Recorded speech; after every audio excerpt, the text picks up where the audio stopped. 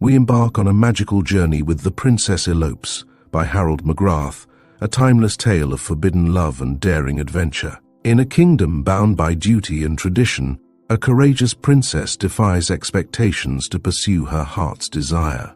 As secrets unravel and unexpected allies emerge, her quest challenges the constraints of royal life and celebrates the triumph of true love. Prepare to be enchanted by vivid characters, intricate plots, and the enduring power of passion that defies even the strictest of rules. Let the story transport you to a realm where destiny is rewritten. Chapter 1.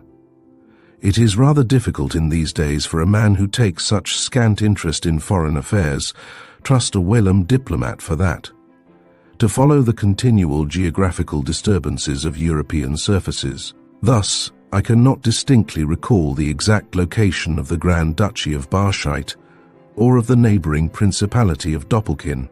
It meets my needs and purposes, however, to say that Berlin and Vienna were easily accessible and that a 3 hours journey would bring you under the shadow of the Carpathian Range, where, in my diplomatic days, I used often to hunt the bear that walks like a man. Barschheit was known among her sister states as the meddler, the maker of trouble, and the Duke as Old Grumpy Brumbar. To use a familiar Yankee expression, Barschheit had a finger in every pie.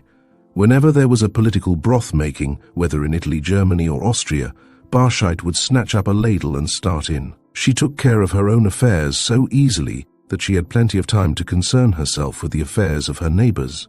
This is not to advance the opinion that Barschheit was wholly modern, far from it. The fault of Barschheit may be traced back to a certain historical pillar of salt, easily recalled by all those who attended Sunday school. Rubbering is a vulgar phrase, and I disdain to use it.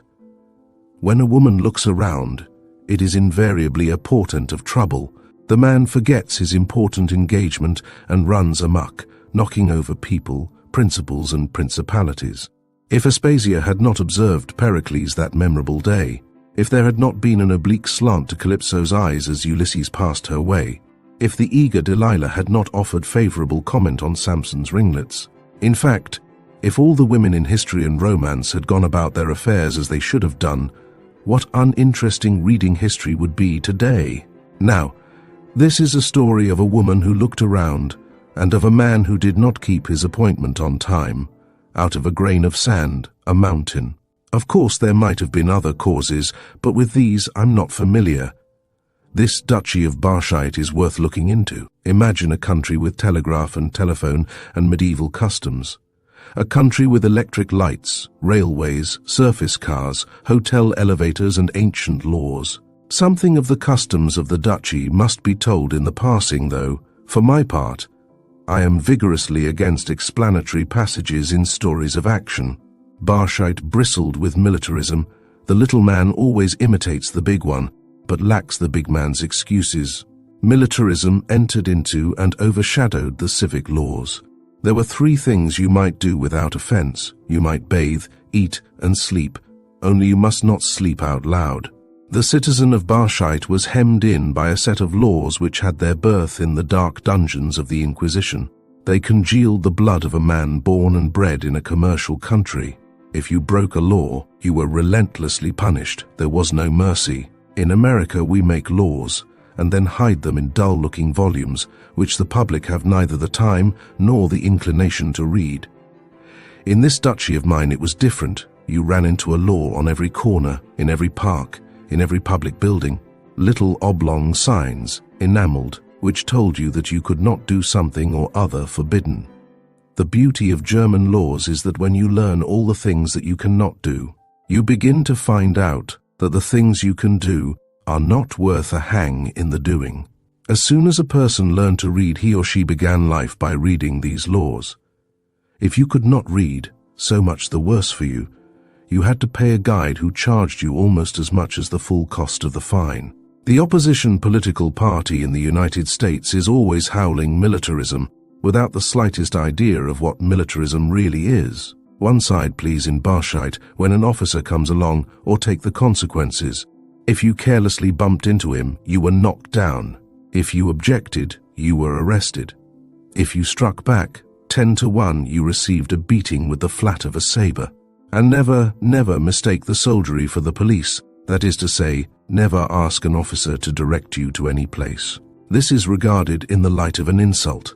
The cub lieutenants do more to keep a passable sidewalk for the passage of said cub lieutenants than all the magistrates put together. How they used to swagger up and down the Königstrasse, around the Platz, in and out of the restaurants. I remember doing some sidestepping myself, and I was a diplomat, supposed to be immune from the rank discourtesies of the military. But that was early in my career. In a year not so remote as not to be readily recalled, the United States packed me off to Barscheid because I had an uncle who was a senator. Some papers were given me, the permission to hang out a shingle reading American Consul, and the promise of my board and keep. My amusements were to be paid out of my own pocket. Straightway I purchased 3 horses, found a capable Japanese valet, and selected a cozy house near the barracks, which stood west of the Volksgarten, on a pretty lake. A beautiful road ran around this body of water, and it wasn't long ere the officers began to pass comments on the riding of that wild American. As I detest what is known as park riding, you may very well believe that I circled the lake at a clip which must have opened the eyes of the easygoing officers. I grew quite chummy with a few of them, and I may speak of occasions when I did not step off the sidewalk as they came along. A man does more toward gaining the affection of foreigners by giving a good dinner now and then than by international law. I gained considerable fame by my little dinners at Muller's Rathskeller under the Continental Hotel. 6 months passed, during which I rode, read, drove, and dined, the actual labors of the consulate being cared for by a German clerk, who knew more about the business than I did. By this you will observe that diplomacy has degenerated into the gentle art of exciting jaded palates and of scribbling one's name across passports. I know of no better definition. I forget what the largesse of my office was. Presently there were terrible doings. The old reigning Grand Duke desired peace of mind, and moving determinedly toward this end, he declared in public that his niece, the young and tender Princess Hildegard, should wed the Prince of Doppelkin, whose vineyards gave him a fine income. This was finality. The avuncular guardian had waited long enough for his willful ward to make up her mind as to the selection of a suitable husband. Now he determined to take a hand in the matter, and you shall see how well he managed it. It is scarcely necessary for me to state that Her Highness had her own ideas of what a husband should be like, gathered, no doubt, from execrable translations from Ouida and the gentle Miss Braddon. A girl of 20 usually has a formidable regard for romance, and the princess was fully up to the manner of her kind. If she could not marry romantically, she refused to marry at all. I can readily appreciate her uncle's perturbation. I do not know how many princelings she thrust into utter darkness. She would never marry a man who wore glasses. This one was too tall, that one too short, and when one happened along who was without visible earmarks or signs of being shop-worn, her refusal was based upon, just because, a weapon as invincible as the fabled spear of Parsifal, she had spurned the addresses of Prince Mischler, laughed at those of the Count of. The short dash indicates the presence of a hyphen, and General Murisch, of the Emperor's bodyguard, who was, I'm sure, good enough, in his own opinion, for any woman. Every train brought to the capital some suitor with a consonnated hyphenated name and a pedigree as long as a bore's idea of a funny story. But the princess did not care for pedigrees that were squint-eyed or bow-legged. One and all of them she cast aside as unworthy her consideration. Then, like the ancient worm, the Duke turned. She should marry Doppelkin, who, having no wife to do the honors in his castle, was wholly agreeable. The Prince of Doppelkin reigned over the neighboring principality. If you stood in the middle of it and were a baseball player, you could throw a stone across the frontier in any direction. But the vineyards were among the finest in Europe. The prince was a widower, and among his own people was affectionately styled de Rotnasig, which I believe designates an illuminated proboscis. When he wasn't fishing for rainbow trout, he was sleeping in his cellars. He was often missing at the monthly reviews, but nobody ever worried. They knew where to find him. And besides, he might just as well sleep in his cellars as in his carriage, for he never rode a horse if he could get out of doing so. He was really good-natured and easy-going, so long as no one crossed him severely, and you could tell him a joke once and depend upon his understanding it immediately, which is more than I can say for the Duke. Years and years ago the prince had had a son, but at the tender age of 3 the boy had run away from the castle confines, and no one ever heard of him again. The enemies of the prince whispered among themselves that the boy had run away to escape compulsory military service. But the boy's age precluded this accusation. The prince advertised after the fashion of those times, sent out detectives and notified his various brothers, but his trouble went for nothing. Not the slightest trace of the boy could be found, so he was mourned for a season, regretted and then forgotten. The prince adopted the grape arbor. I saw the prince once. I do not blame the Princess Hildegard for her rebellion.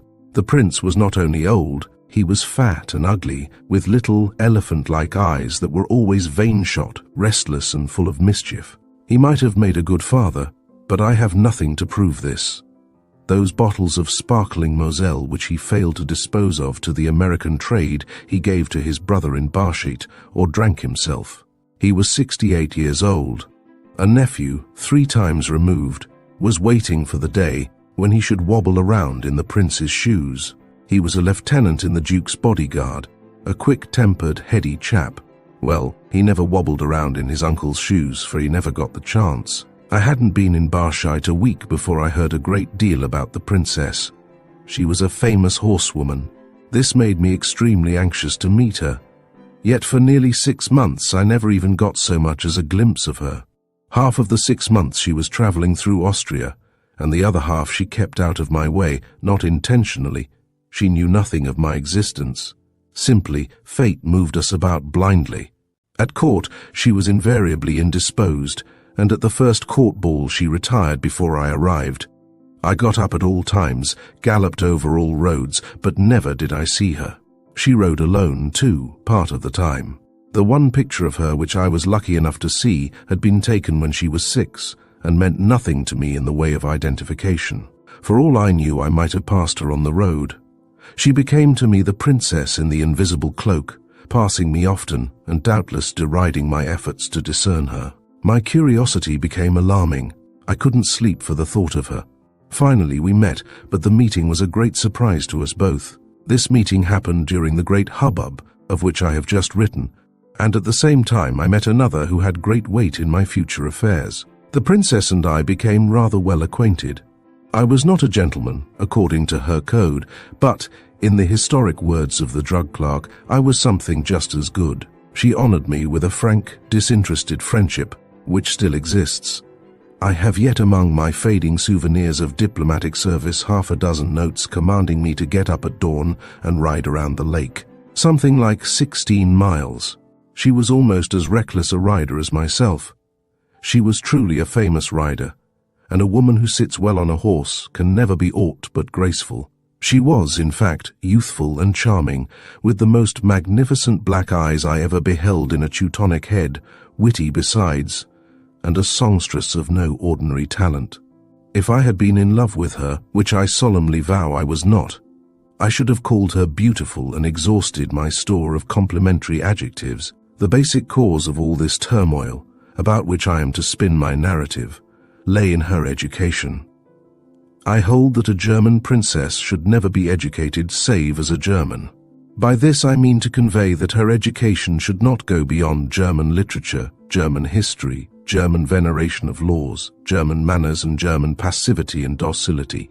The Princess Hildegard had been educated in England and France, which simplifies everything, or, I should say, to be exact, complicates everything. She possessed a healthy contempt for that what-do-you-call-it that hedges in a king.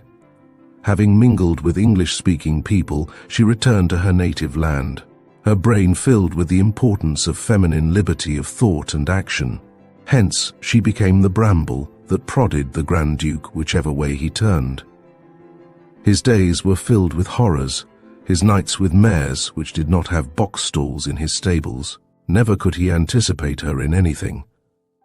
On that day he placed guards around the palace she wrote verses or read modern fiction.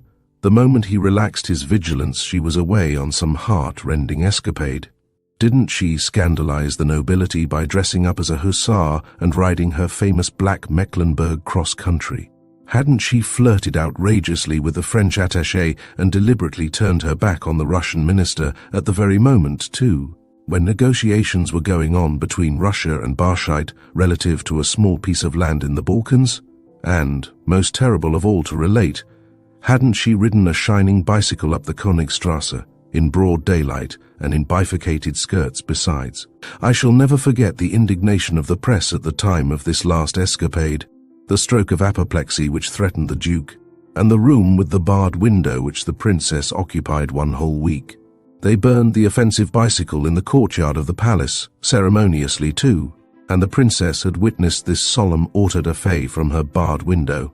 It is no strain upon the imagination to conjure up the picture of her fine rage, her threatening hands, her compressed lips, her tearless, flashing eyes, as he saw her beautiful new wheel writhe and twist on the blazing logs. But what the deuce was a poor duke to do with a niece like this? For a time I feared that the United States and the Grand Duchy of Barschheit would sever diplomatic relations. The bicycle was, unfortunately, of American make, and the manufacturers wrote to me personally that they considered themselves grossly insulted over the action of the Duke.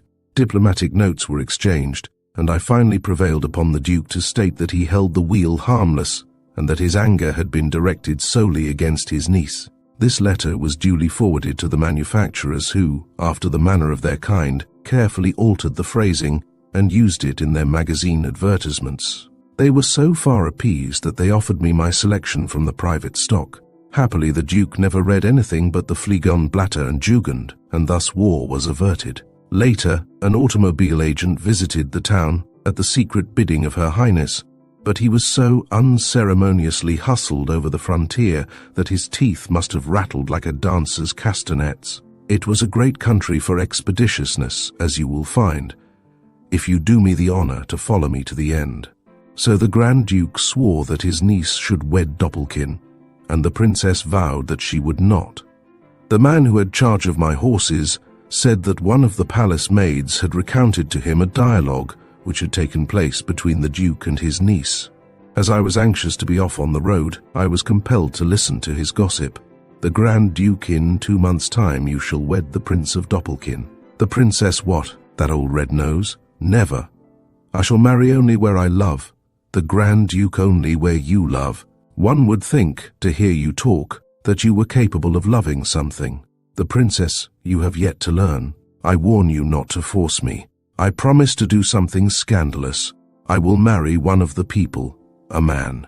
The Grand Duke swears softly on his way down to the stables, but the princess had in her mind a plan which, had it gone through safely, would have added many grey hairs to the Duke's scanty collection. It was a mighty ingenious plan, too, for a woman to figure out. In his attitude toward the girl, the Duke stood alone. Behind his back, his ministers wore out their shoes in waiting on the caprices of the girl, while the Grand Duchess, half blind and half deaf, openly worshipped her willful but wholly adorable niece, and abetted her in all her escapades. So far as the populace was concerned, she was the daughter of the favourite son, dead these 18 years, and that was enough for them. Whatever she did was right and proper, but the hard-headed Duke had the power to say what should be what, and he willed it that the Princess Hildegard should marry his old comrade in arms, the Prince of Doppelkin. Chapter 2. As I have already remarked, I used frequently to take long rides into the country, and sometimes I did not return till the following day. My clerk was always on duty, and the work never appeared to make him round-shouldered. I had ridden horses for years, and to throw a leg over a good mount was to me one of the greatest pleasures in the world. I delighted in stopping at the old feudal inns, of studying the stolid German peasant, of drinking from steins uncracked these 100 years, of inspecting ancient armour and gathering trifling romances attached thereto. And often I have had the courage to stop at some quaint crumbling schloss or castle and ask for a night's lodging for myself and horse. Seldom, if ever, did I meet with a refusal. I possessed the whimsical habit of picking out strange roads and riding on till night swooped down from the snow-capped mountains. I had a bit of poetry in my system that had never been completely worked out, and I was always imagining that at the very next schloss or inn I was to hit upon some delectable adventure. I was only 28 and inordinately fond of my Duma. I rode in grey whipcord breeches, tan boots, a blue serge coat, white stock, and never a hat or cap till the snow blew.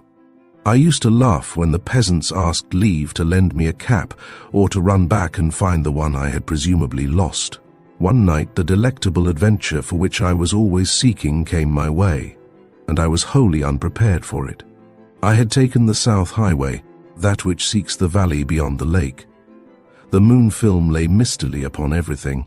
On the far-off lake, on the great upheavals of stone and glacier above me, on the long white road that stretched out before me, ribbon-wise. High up the snow on the mountains resembled huge opals set in amethyst. I was easily 25 miles from the city, that is to say, I had been in the saddle some 6 hours. Nobody but a king's messenger will ride a horse more than 5 miles an hour. I cast about for a place to spend the night. There was no tavern in sight, and the hovels I had passed during the last hour offered no shelter for my horse. Suddenly, around a bend in the road, I saw the haven I was seeking. It was a rambling, tottering old castle, standing in the center of a cluster of firs, and the tiles of the roofs and the ivy of the towers were shining silver with the heavy fall of dew. Lady Chloe sniffed her kind, whinnied, and broke into a trot. She knew sooner than I that there was life beyond the turn. We rode up to the gate, and I dismounted and stretched myself. I tried the gate. The lock hung loose, like a paralytic hand. Evidently those inside had nothing to fear from those outside. I grasped an iron bar and pushed in the gate, Chloe following knowingly at my heels. I could feel the crumbling rust on my gloves. Chloe whinnied again, and there came an answering whinny from somewhere in the rear of the castle. Somebody must be inside, I reasoned. There were lights in the left wing, but this part of the castle was surrounded by an empty moat, damp and weedy.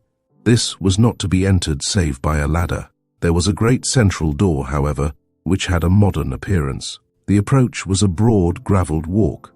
I tied Lady Chloe to a tree, knotted the bridle reins above her neck to prevent her from putting her restless feet into them, and proceeded toward the door. Of all the nights, this was the one on which my usually lively imagination reposed. I was hungry and tired, and I dare say my little mare was. I wasn't looking for an adventure. I didn't want any adventure. I wanted nothing in the world but a meal and a bed. But for the chill of the night air, the breath of the mountain is cold at night, I should have been perfectly willing to sleep in the open. Down drawbridge, up portcullis. I boldly climbed the steps and groped around for the knocker. It was broken and useless, like the lock on the gate, and never a bell could I find. I swore softly and became impatient. People in Barshite did not usually live in this slovenly fashion. What sort of place was this? Suddenly I grew erect, every fibre in my body tense and expectant.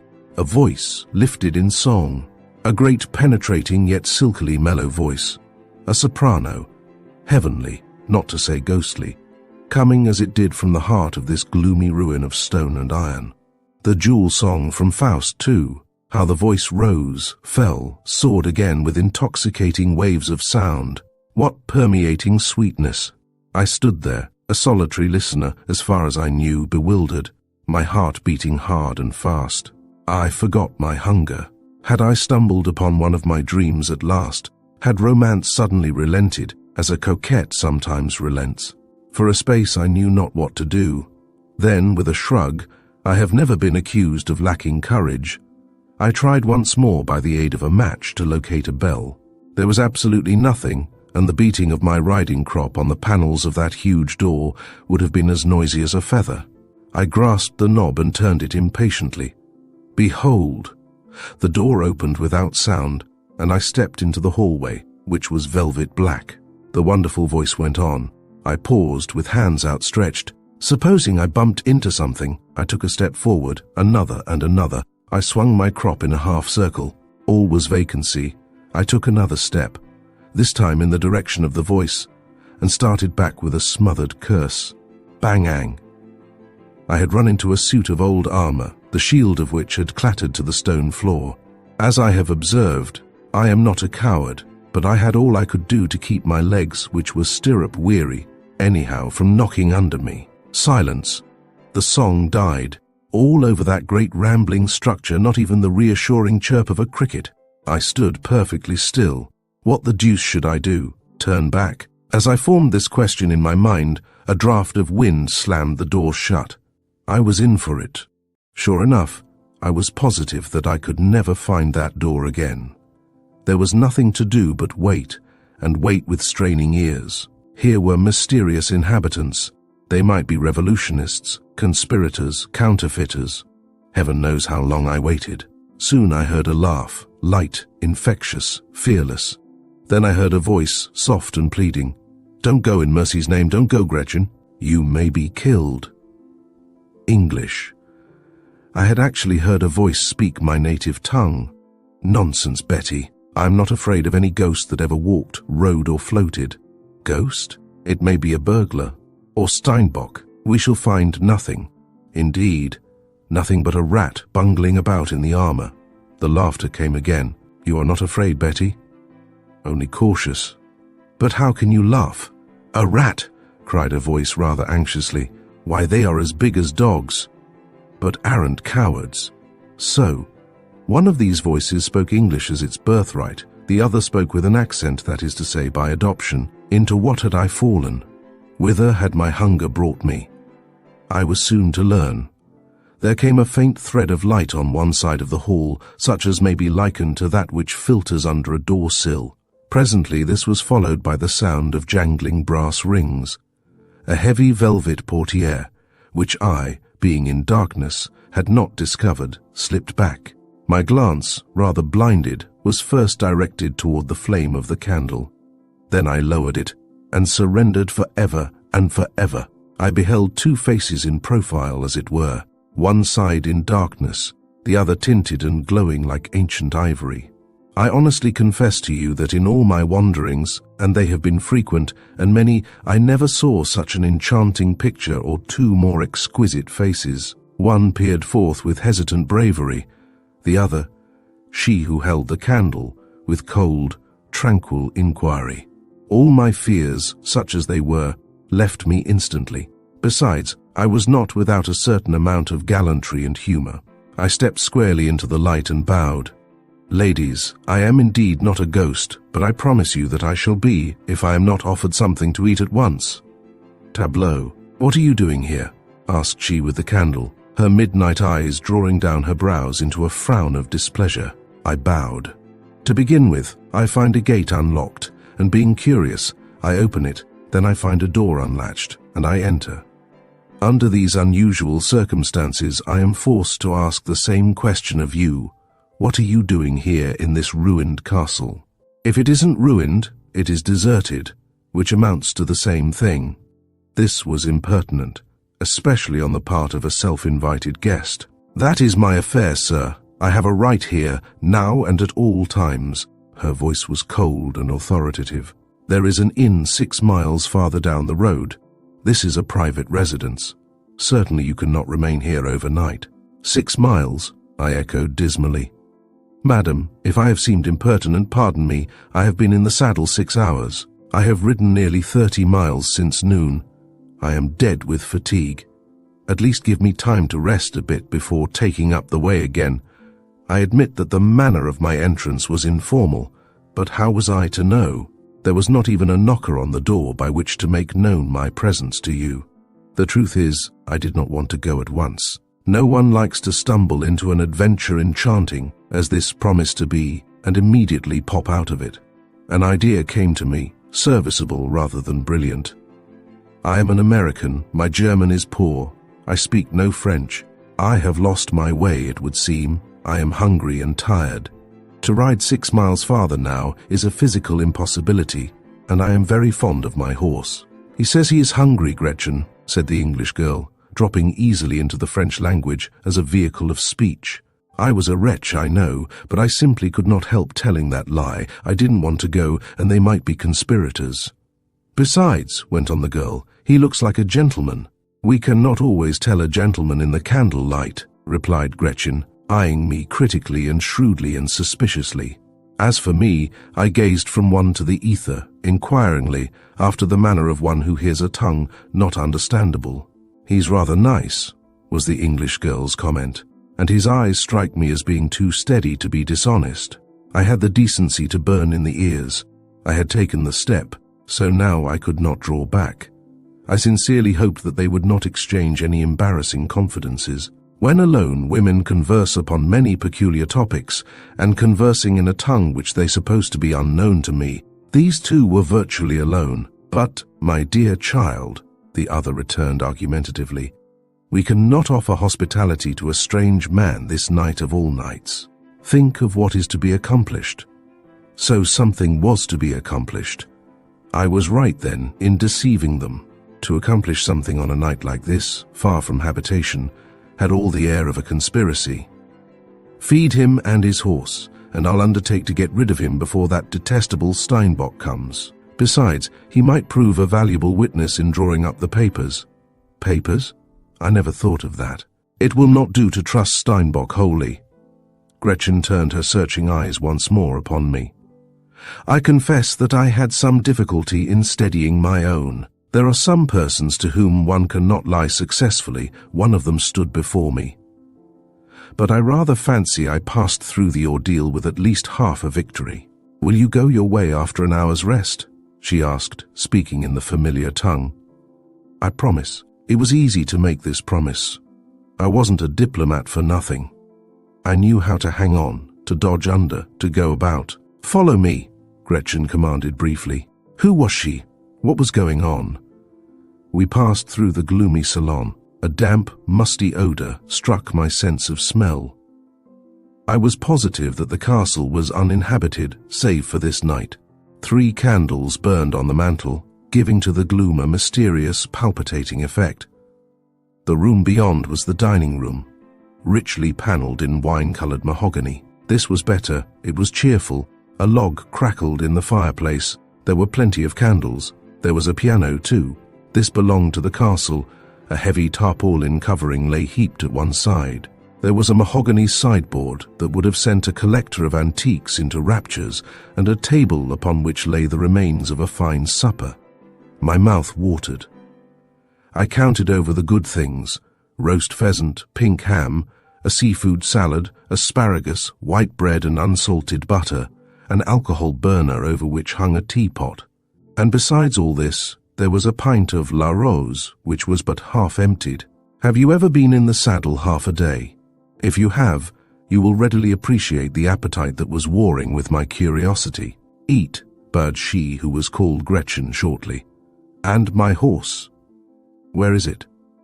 "Tied to a tree by the gate." She struck a Chinese gong. From the kitchen appeared an elderly servitor who looked to me more fitted to handle a saber than a carving knife, at least. The scar on his cheek impressed me with this idea. I found out later that he was an old soldier who lived alone in the castle as caretaker. "Take this gentleman's horse to the stables and feed him," said Gretchen. "You will find the animal by the gate." With a questioning glance at me, the old fellow bowed and made off. I sat down, and the 2 women brought the various plates and placed them within reach. Their beautiful hands flashed before my eyes, and now and then a sleeve brushed my shoulder. "Thank you," I murmured. "I will eat first, and then make my apologies." This remark caught the fancy of Gretchen. She laughed. It was the same laughter I had heard while standing in the great hall. "Will you drink tea, or would you prefer to finish this Bordeaux?" she asked pleasantly. "The wine, if you please. Otherwise, the effect of the meal and the long hours in the wind will produce sleepiness, and it would be frightfully discourteous on my part to fall asleep in my chair. I am very hard to awake." The English girl poured out the wine and passed the goblet to me. I touched my lips to the glass and bent my head politely. Then I resolutely proceeded to attack the pheasant and ham. I must prove to these women that at least I was honest in regard to my hunger. I succeeded in causing a formidable portion of the food to disappear, and then I noticed that neither of the young women seated herself while I ate. I understood. There was no hostility in this action, nothing but formality. They declined to sit in the presence of an unwelcome stranger, thus denying his equality from a social point of view. I readily accepted this decision on their part. They didn't know who I was. They stood together by the fireplace and carried on a conversation in low tones. How shall I describe them? The elder of the two, the one who seemed to possess all the authority, could not have been more than 20. Her figure was rather matured, yet it was delicate. Her hair was tawny, her skin olive in shade and richly tinted at the cheekbones. Her eyes, half framed by thick, black-arching brows, reminded me of woodland pools in the dusk of evening, depths unknown, cool, refreshing in repose. The chin was resolute, the mouth was large but shapely and brilliant, the nose possessed the delicate nostrils characteristic of all sensitive beings, that is to say, thoroughbreds. Altogether a confusing, bewildering beauty. At one moment I believed her to be Latin, at the next I was positive that she was Teutonic. I could not discover a single weak point. Unless impulsiveness shall be called weakness, this sign of impulsiveness was visible in the lips. The other, well, I couldn't help it. It was kismet, fate, the turn in the road, what you will.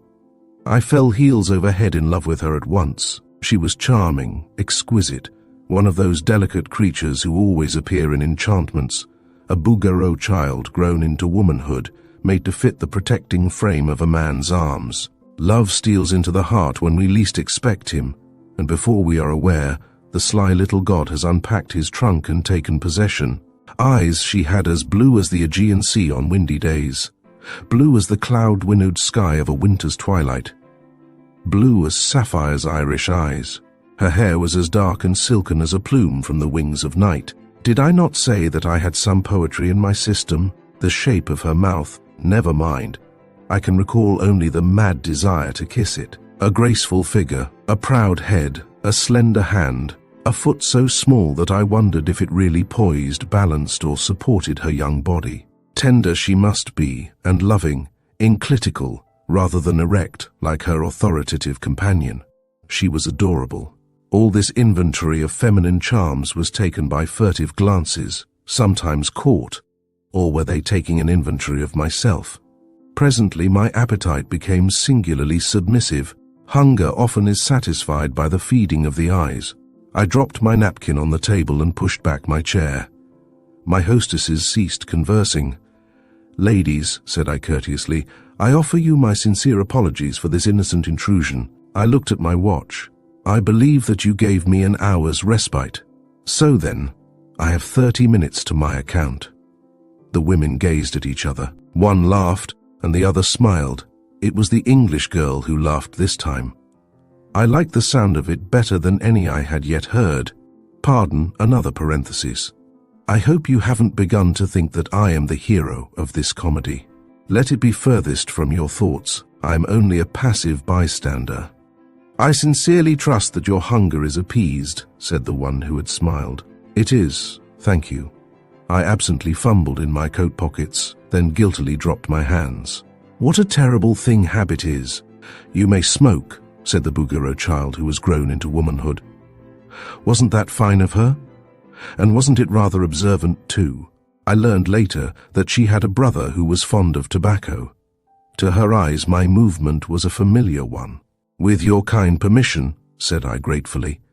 I hadn't had a smoke in 4 hours. I owned a single good cigar, the last of my importation. I lighted it and blew forth a snowy billow of heavenly aroma. I know something about human nature, even the feminine side of it. A presentable young man with a roll of aromatic tobacco seldom falls to win the confidence of those about him. With that cloud of smoke, the raw edge of formality smoothed down. "Had you any particular destination?" asked Gretchen. "None at all." The road took my fancy and I simply followed it. "Ah, that is one of the pleasures of riding, to go wherever the inclination bids." I ride. We were getting on famously. "Do you take long journeys?" I inquired. "Often. It is the most exhilarating of sports," said the enchantment. "The scenery changes. There are so many things that charm and engage your interest. The mountains, the waterways, the old ruins. Have you ever whistled to the horses afield and watched them come galloping down to the wall? It is fine. In England—" But her mouth closed suddenly. She was talking to a stranger. I love enthusiasm in a woman. It colors her cheeks and makes her eyes sparkle. I grew a bit bolder. I heard a wonderful voice as I approached the castle, said I. Gretchen shrugged. I haven't heard its equal outside Berlin or Paris, I went on. Paris, said Gretchen, laying a neat little trap for me into which my conceit was soon to tumble me. Paris is a marvelous city. There is no city to equal it. Inasmuch as we three shall never meet again, will you not do me the honor to repeat that jewel song from my audacity did not impress her in the least. You can scarcely expect me to give a supper to a stranger and then sing for him besides, said Gretchen, a chill again stealing into her tones. These Americans, she observed to her companion in French. I laid aside my cigar, approached the piano, and sat down. I struck a few chords and found the instrument to be in remarkably good order. I played a Chopin polonaise. I tinkled Grieg's Papillon. Then I ceased. That is to pay for my supper, I explained. Next I played Le Courrier, and when I had finished that I turned again, rising. That is to pay for my horse's supper, I said. Gretchen's good humor returned. Whoever you are, sir, her tone no longer repellent, you are amusing. Pray, tell us whom we have the honor to entertain. I haven't the vaguest idea who my hostess is evasively. It is quite out of the question. You are the intruder. Call me Mr. Intruder then, said I. It was, you will agree, a novel adventure. I was beginning to enjoy it hugely. Who do you suppose this fellow is? Gretchen asked. He says he is an American, and I believe he is. What Americans are in Barshite? I know of none at all. What shall we do to get rid of him? All this was carried on with unstudied rudeness. They were women of high and noble quality, and as I was an interloper, I could take no exception to a conversation in a language I had stated I did not understand. If they were rude, I had acted in a manner unbecoming a gentleman. Still, I was somewhat on the defensive. I took out my watch. My hour was up. I regret that I must be off, I said ruefully. It is much pleasanter here than on the road. I cannot ask you to remain here. You will find the inn a very comfortable place for the night, was Gretchen's suggestion. Before I go, may I ask in what manner I might serve as a witness? Ere the words had fully crossed my lips, I recognized that my smartness had caused me to commit an unpardonable blunder for a man who wished to show up well in an adventure of this sort. But fate had a hand in it, as presently you shall see. Gretchen laughed, but the sound was harsh and metallic. She turned to her companion, who was staring at me with startled eyes. What did I tell you? You cannot tell a gentleman in the candlelight. To me, she said. I thought as much. You have heard Faust in Paris, but you know nothing of the French language. You claim to be a gentleman, yet you have permitted us to converse in French. Was it polite of you to use it? I asked. All this, with a wave of the hand, appears mysterious. This is not a residence one would expect to find inhabited, and by two charming women. I bowed. Your presence here is even less satisfactorily explained than mine. If I denied the knowledge of French, it was because I wasn't sure of my surroundings. It was done in self-defense rather than in the desire to play a trick. And in this language you speak of witnesses, of papers, of the coming of a man you do not trust. It looks very much like a conspiracy. I gathered up my gloves and riding crop. I believed that I had extricated myself rather well. This is my castle, said Gretchen, gently shaking off the warning hand of her companion. If I desire to occupy it for a night, who shall gainsay me? If I leave the latches down, that is due to the fact that I have no one to fear. Now, sir, you have eaten the bread of my table, and I demand to know who you are. If you do not tell me at once, I shall be forced to confine you here till I am ready to leave. Confine me, nonplussed. This was more than I had reckoned on. Yes. She reached out to strike the gong. I cannot be blamed for surrendering so tamely. I didn't know that the old servitor was the only man around.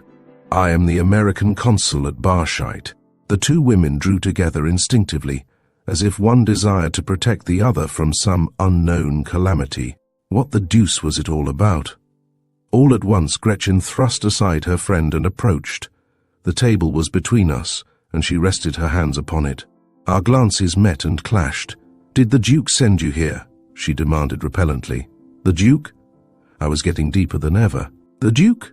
Yes, I'm the Princess Hildegard. Chapter 3. The Princess Hildegard of Barshite.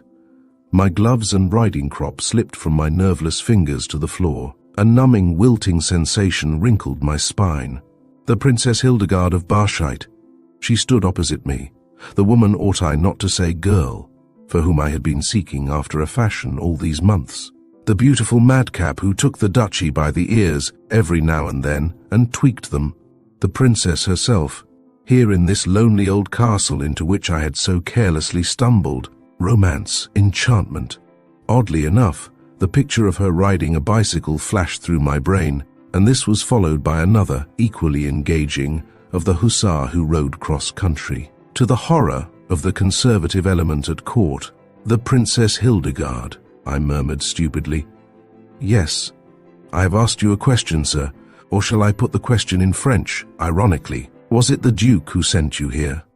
There was a look in her superb eyes which told me that it would have been to her infinite pleasure to run a sword through my black and villainous heart. Presently I recovered. With forced calm I stooped and collected my gloves and crop.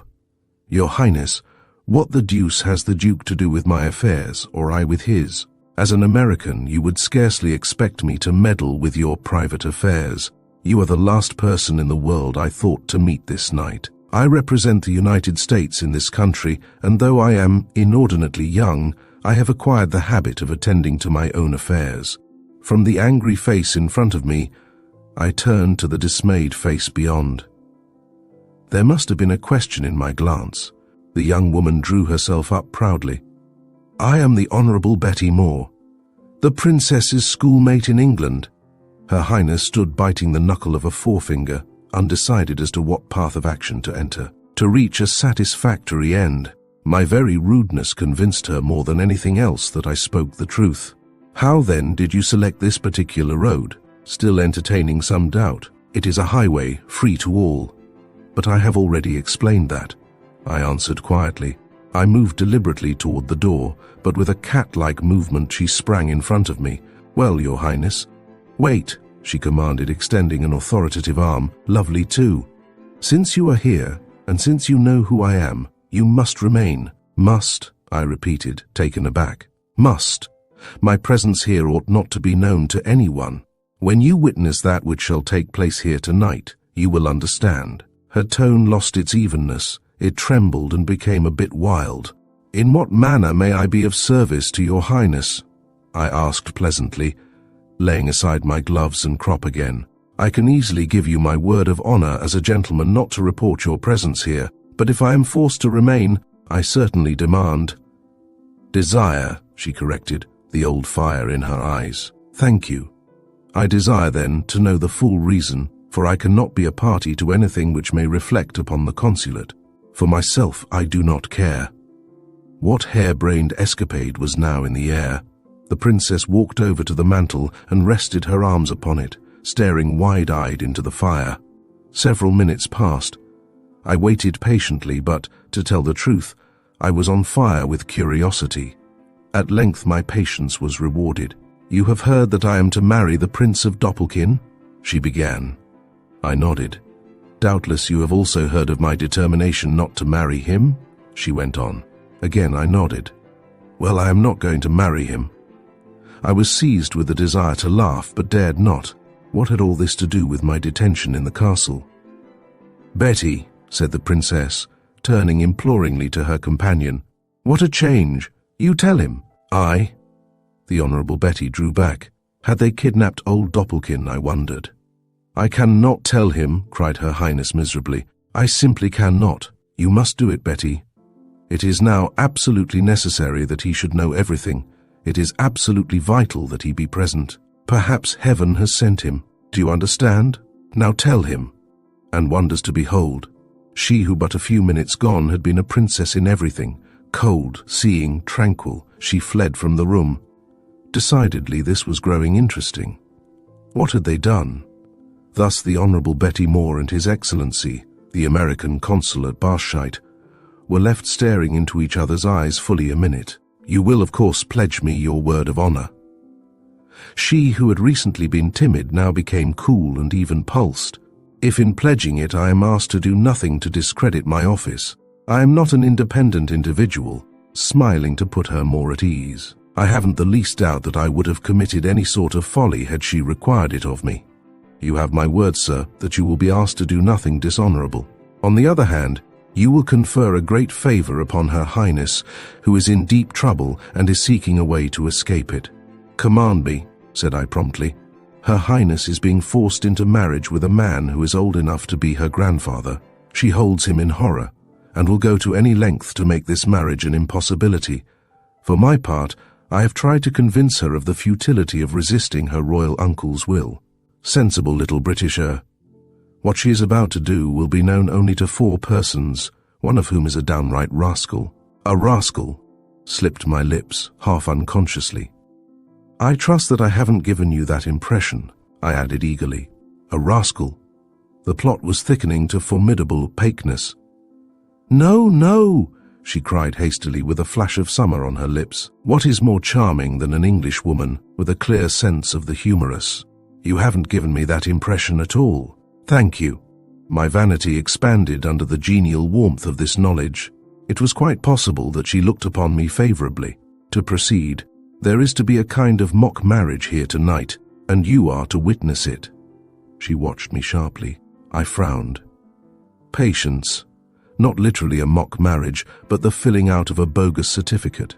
I do not understand at all. You have heard of Hermann Steinbock, a cashiered officer? Yes, I understand that he is the rascal to whom you refer. Well, this certificate is to be filled out completely. To outwit the Duke, Her Highness commits a forgery. It is a terrible thing to do, but she has gone too far to withdraw now. She is to become the wife of Hermann Steinbock. She wishes to show the certificate to the Duke. But the bans have not been made public. That does not matter. But why detain me? I was growing restless. It was all folly, and no good would come of it. It is necessary that a gentleman should be present. The caretaker is not a gentleman. I have said that Steinbock is a rascal. As I review the events, I begin to look upon your arrival as timely. Steinbock is not a reliable quantity. I begin to perceive. He is to receive 1,000 crowns for his part in the ceremony, then he is to leave the country. But the priest's signature, the notary's seal, the iron-clad formalities which attend all these things, I stammered. You will recollect that Her Highness is a princess of the blood. Seldom is she refused anything in Barshate. She went to a small secretary and produced a certificate, duly sealed and signed. There lacked nothing but Steinbock's name, but the rascal will boast about it. He may blackmail all of you. He may convince the public that he has really married Her Highness. I think not. We have not moved in this blindly. Steinbock we know to have forged the name of the Minister of Finance. We hold this sword above his head, and if he should speak or boast of it, your word would hold greater weight than his. Do you understand now? Yes, I understand, but I believe that I am genuinely sorry to have blundered into this castle tonight. Oh, if you lack courage carelessly. I laughed. I am not afraid of 20 Steinbocks. Her laughter echoed mine. Come, Mr. By the way, I believe I do not know your name. Warrington Arthur Warrington. That is a very good English name, and a gentleman possessing it will never leave 2 women in a predicament like this. You will understand that we dare not trust anyone at court. Relative to Her Highness, the Duke succeeds in bribing all. But a rascal like Steinbock... I know, bit wearily. It is pardonable to say that I believe Her Highness has been very foolish. The girl made a gesture which conceded this fact. It is too late to retreat, as I have told you. Steinbock is already on the way. We must trust him. But you? After all, what does a consulate amount to? This seemed to be answer enough. She extended her hand in a royal fashion. I took it in one of mine, bent and kissed it respectfully. Apparently she had expected the old-fashioned handshake familiar to our common race, for I observed that she started as my lips came into contact with the back of her hand. As for me, when my lips touched the satin flesh, I knew that it was all over. Your Highness, she called. The princess returned. She looked at me with a mixture of fierceness and defiance, humility and supplication. I had always supposed her to be a sort of hobbledehoy. Instead, She was one of those rare creatures who possess all the varying moods of the sex. I could readily imagine all the young fellows falling violently in love with her, all the young fellows save one. I glanced furtively at the Honourable Betty. "He knows all?" asked Her Highness. Her chin tilted aggressively. "Everything. What must you think of me?" There was that in Her Highness's tone which dared me to express any opinion that was not totally complimentary. "I am not sufficiently well born to pass an opinion upon your Highness's actions," I replied, with excusable irony. "Excellent," she exclaimed. "I have grown weary of sycophants. You are not afraid of me at all." "Not in the slightest degree," I declared. "You will not regret what you are about to do. I can make it very pleasant for you in Barshite, or very unpleasant." But this threatening supplement was made harmless by the accompanying smile. "May I offer the advice of rather a worldly man?" "Well?" "When Steinbock comes, bid him go about his business." The Honourable Betty nodded approvingly, but Her Highness shrugged. "Since you are decided," and I bowed. "Now, what time does this fellow put in his appearance?" Her Highness beamed upon the Honourable Betty. "I like the way he says 'this fellow,' it reassures me. He is due at 9 o'clock, that is to say in half an hour. I will give you these directions. I do not wish Steinbock to know of your presence here. You will hide in the salon, close to the portières, within call. Moreover, I shall have to impose upon you the disagreeable duty of playing the listener. Let nothing escape your ear or your eye. I am not certain of this fellow Steinbock, though I hold a sword above his head." "But where are your men?" I asked. She smiled. "There is no one here but Leopold." "Your Highness to meet Steinbock alone?" "I have no fear of him. He knows who I am. Everything shall be done as you wish." I secretly hoped I might have the opportunity to punch Steinbock's head. "Thank you." The transition of her moods always left me in wonder. "Play something. It is impossible to talk." She perched herself on the broad arm of the Honourable Betty's chair, and her arm rested lightly but affectionately on her shoulder. It was something for a man to gain the confidence, in so short a time, of two such women. I felt as brave as Bavard, so I sat down before the piano and played. My two accomplishments are horseback riding and music, and I candidly tell you that I am as reckless at one as at the other. I had a good memory. I played something from Chaminade, as her fancies are always airy and agreeable and unmelancholy. I was attacking the flatterer when Her Highness touched my arm. "Hark!" We all listened intently. The sound of beating hoofs came distinctly. A single horseman was galloping along the highway toward the castle. The sound grew nearer and nearer. Presently it ceased. I rose quietly. "It is time I hid myself, for doubtless this rider is the man." The princess paled for a moment, while her companion nervously plucked at the edges of her handkerchief. "Go," said the former, "and be watchful." I then took up my position behind the portière. Truly I had stumbled into an adventure, but how to stumble out again? If the Duke got wind of it, it would mean my recall, and I was of a mind just then that I was going to be particularly fond of Barshite. All was silent. A door closed, and then came the tread of feet. I peered through the portière shortly to see the entrance of two men, one of whom was the old caretaker.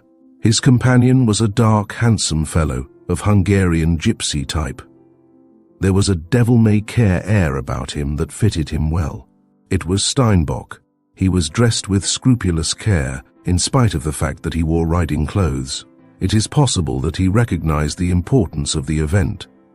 One did not write one's name under a princess's signature every day, even in mockery. There was a half-smile on his face that I did not like. "Your Highness sees that I am prompt uncovering. It is well.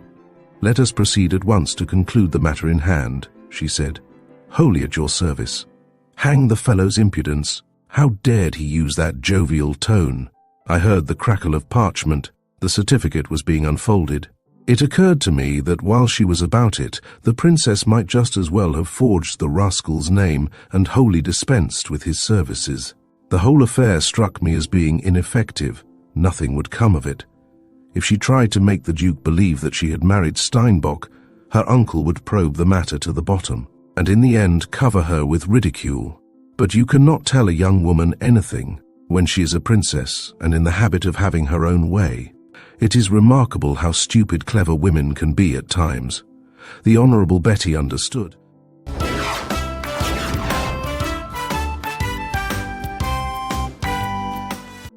Betty understood, but Her Highness would not be convinced. Thus she suffered this needless affront. Pardon this parenthesis, but when one talks from behind a curtain, the parenthesis is the only available thing. There was silence. I saw Steinbock poise the pen, then scribble on the parchment. It was done. I stirred restlessly. "There!" cried Steinbock. His voice did not lack a certain triumph. "And now for the duplicate." Her Highness stuffed the document into the bosom of her dress. There will be no duplicate. The frigidity of her tones would have congealed the blood of an ordinary rascal. But Steinbock was not ordinary. "But suppose the Duke comes to me for verification," he reasoned. "You will be on the other side of the frontier. Here are your 1,000 crowns. The barb of her contempt penetrated even his thick epidermis. His smile hardened. "I was once a gentleman. I did not always accept money for aiding in shady transactions. Neither your sentiments nor your opinions are required. Now observe me carefully," continued Her Highness. "I shall give you 24 hours to cross the frontier in any direction you choose. If after that time you are found in Barshite, I promise to hand you over to the police." "It has been a great day," said the rascal with a laugh. 1,000 crowns. I separated the portieres an inch. He stood at the side of the piano, upon which he leaned an elbow. He was certainly handsome, much sought after by women of a low class. The princess stood at Steinbock's left, and the Honourable Betty at his right, erect, their faces expressing nothing, so forced was the repose. I never expected so great an honour, to wed a princess when that princess is your Highness. Faith, it is fine. "You may go at once," interrupted Her Highness, her voice rising a key. "Remember, you have only 24 hours between you and prison. You waste valuable time." "What? You wish to be rid of me so soon? Why, this is the bridal night. One does not part with one's wife at this rate." Leopold, the caretaker, made a warning gesture. "Come, Leopold, I must have my jest," laughed Steinbock. "Within certain bounds," returned the old man phlegmatically. "It is high time you were off.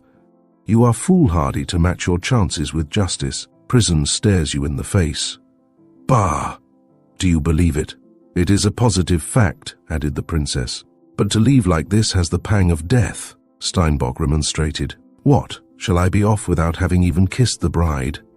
"The bargain is concluded on all sides. You have your 1,000 crowns, but not love's tribute. I must have that. It is worth 1,000 crowns. Besides," with a perceptible change in his manner, "shall I forget the contempt with which you have always looked upon me, even in the old days that were fair and prosperous? Scarcely. Opportunity is a thing that cannot be permitted to pass thus lightly." Then I observed his nose wrinkle. He was sniffing. "Tobacco. I did not know that you smoked, Leopold." "Begone!" cried the old fellow, his hands opening and shutting. "Presently!" With a laugh he sprang toward Her Highness, but Leopold was too quick for him. There was a short struggle, and I saw the valiant old man reel, fall and strike his head on the stone of the hearth. He lay perfectly motionless. So unexpected was this scene to my eyes, that for a time I was without any particular sense of movement. I stood like stone. With an evil laugh, Steinbock sprang toward Her Highness again. Quick as light she snatched up my crop, which lay on the table, and struck the rascal full across the eyes, again and again and again, following him as he stepped backward. Her defense was magnificent. But as fate determined to have it, Steinbock finally succeeded in wresting the stick from her grasp. He was wild with pain and chagrin. It was then I awoke to the fact that I was needed. I rushed out, hot with anger. I caught Steinbock by the collar, just in time to prevent his lips from touching her cheek. I flung him to the floor and knelt upon his chest. I am ashamed to confess it, but I recollect slapping the fellow's face as he struggled under me. "You scoundrel!" I cried, breathing hard. "Kill him," whispered Her Highness. She was furious. The blood of her marauding ancestors swept over her cheeks, and if ever I saw murder in a woman's eyes, it was at that moment. "Hush, Hildegard, hush!" The English girl caught the princess in her arms and drew her back. "Don't let me hear you talk like that. It is all over." "Get up," I said to Steinbock as I set him free. He crawled to his feet. He was very much disordered, and there were livid welts on his face. He shook himself, eyeing me evilly. There was murder in his eyes too. "Empty your pockets of those 1,000 crowns." Peremptorily. I was certain that I smelled tobacco. He sneered. "It would seem that there are other bridegrooms than myself. Those crowns, or I'll break every bone in your body." I balled my fists. Nothing would have pleased me better at that moment than to pummel the life out of him. Slowly he drew out the purse. It was one of those limp silk affairs so much affected by our ancestors. He balanced it on his hand. Its ends bulged with gold and banknotes.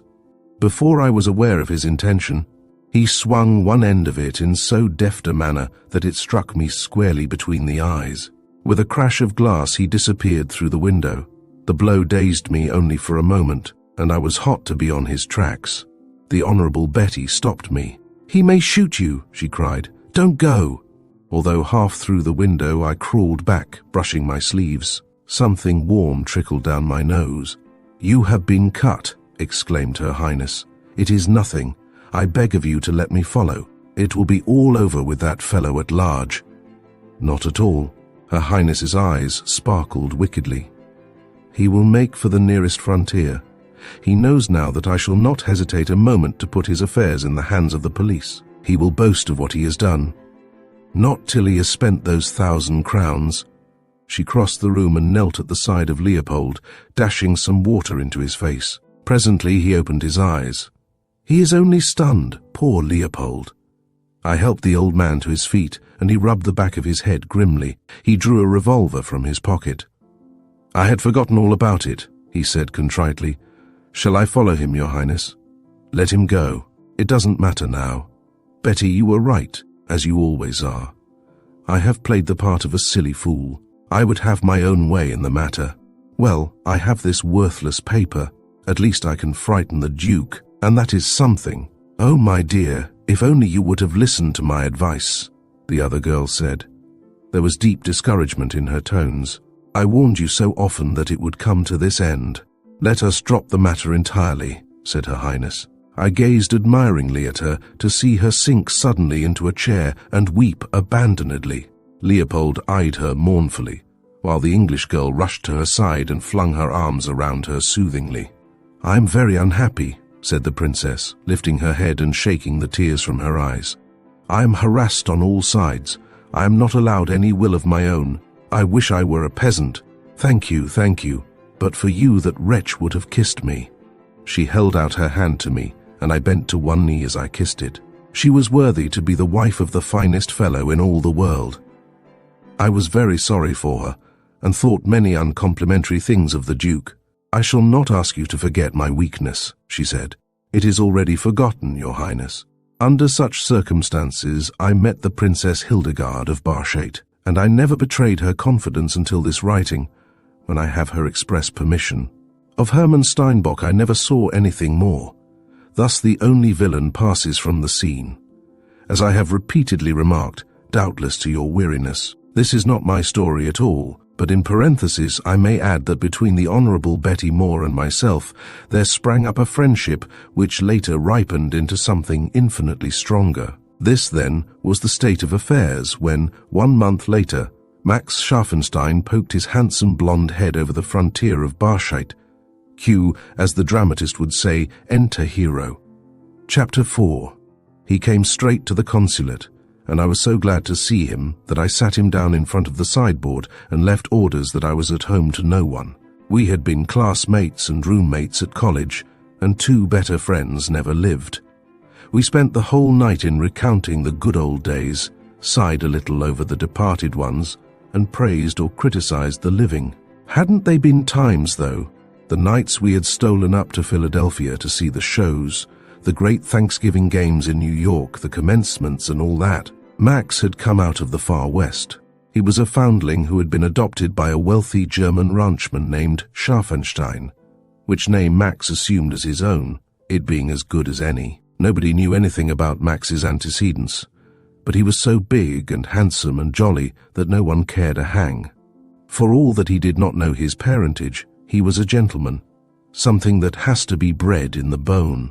Once or twice I remember seeing him angry. In anger he was arrogant, deadly, but calm. He was a god in track linen, for he was what few big men are, quick and agile. The big fellow who is cat-like in his movements is the most formidable of athletes. One thing that invariably amused me was his inordinate love of uniforms. He would always stop when he saw a soldier or the picture of one, and his love of arms was little short of a mania. He was an expert fencer and a dead shot besides. Pardon the parenthesis, but I feel it my duty to warn you that nobody fights a duel in this little history, and nobody gets killed. On leaving college he went in for medicine, and his appearance in the capital city of Barschheit was due obviously to the great medical college, famous the world over for its nerve specialists. This was Max's first adventure in the land of gutturals. I explained to him, and partly unraveled, the tangle of laws. As to the language, he spoke that, not like a native, but as one. Max was very fond of the society of women, and at college we used to twit him about it, for he was always eager to meet a new face, trusting that the new one might be the ideal for which he was searching. "Well, you old Dutchman," said I, "have you ever found that ideal woman of yours?" "Bah, lighting a pipe. She will never be found." A horse and a trusty dog for me, those two you may eventually grow to understand. Of course I don't say, if the woman came along, the right one, I mightn't go under. I'm philosopher enough to admit that possibility. I want her tall, hair like corn silk, eyes like the cornflower, of brilliant intellect, reserved and dignified and patient. I want a woman, not humorous, but who understands humor, and I have never heard of one. So, you see, it's all smoke. And I never talk woman these times unless I'm smoking, with a gesture which explained that he had given up the idea altogether. A doctor sees so much of women that he finally sees nothing of woman. Oh, if you resort to epigrams, I can see that it's all over, all over. I'm so used to being alone that I shouldn't know what to do with a wife. He puffed seriously. Ah, the futility of our desires, of our castles, of our dreams. The complacency with which we jog along in what we deem to be our own particular groove. I recall a girlfriend of my youth who was going to be a celibate, a great reformer, and toward that end was studying for the pulpit. She is now the mother of several children, the most peaceful and unorative woman I know. You see, humanity goes whirring over various sidetracks, thinking them to be the main line, till fate puts its peculiar but happy hand to the switch. Scharfenstein had been plugging away over rusty rails and grass-grown ties till he came to Barschheit. "Hope is the wings of the heart," said I, when I thought the pause had grown long enough. "You still hope?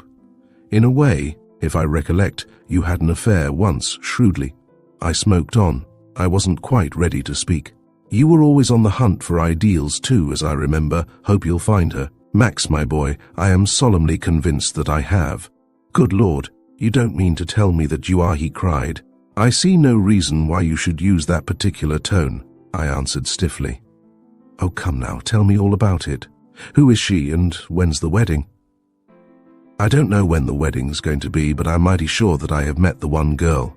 Max, there never was a girl like her.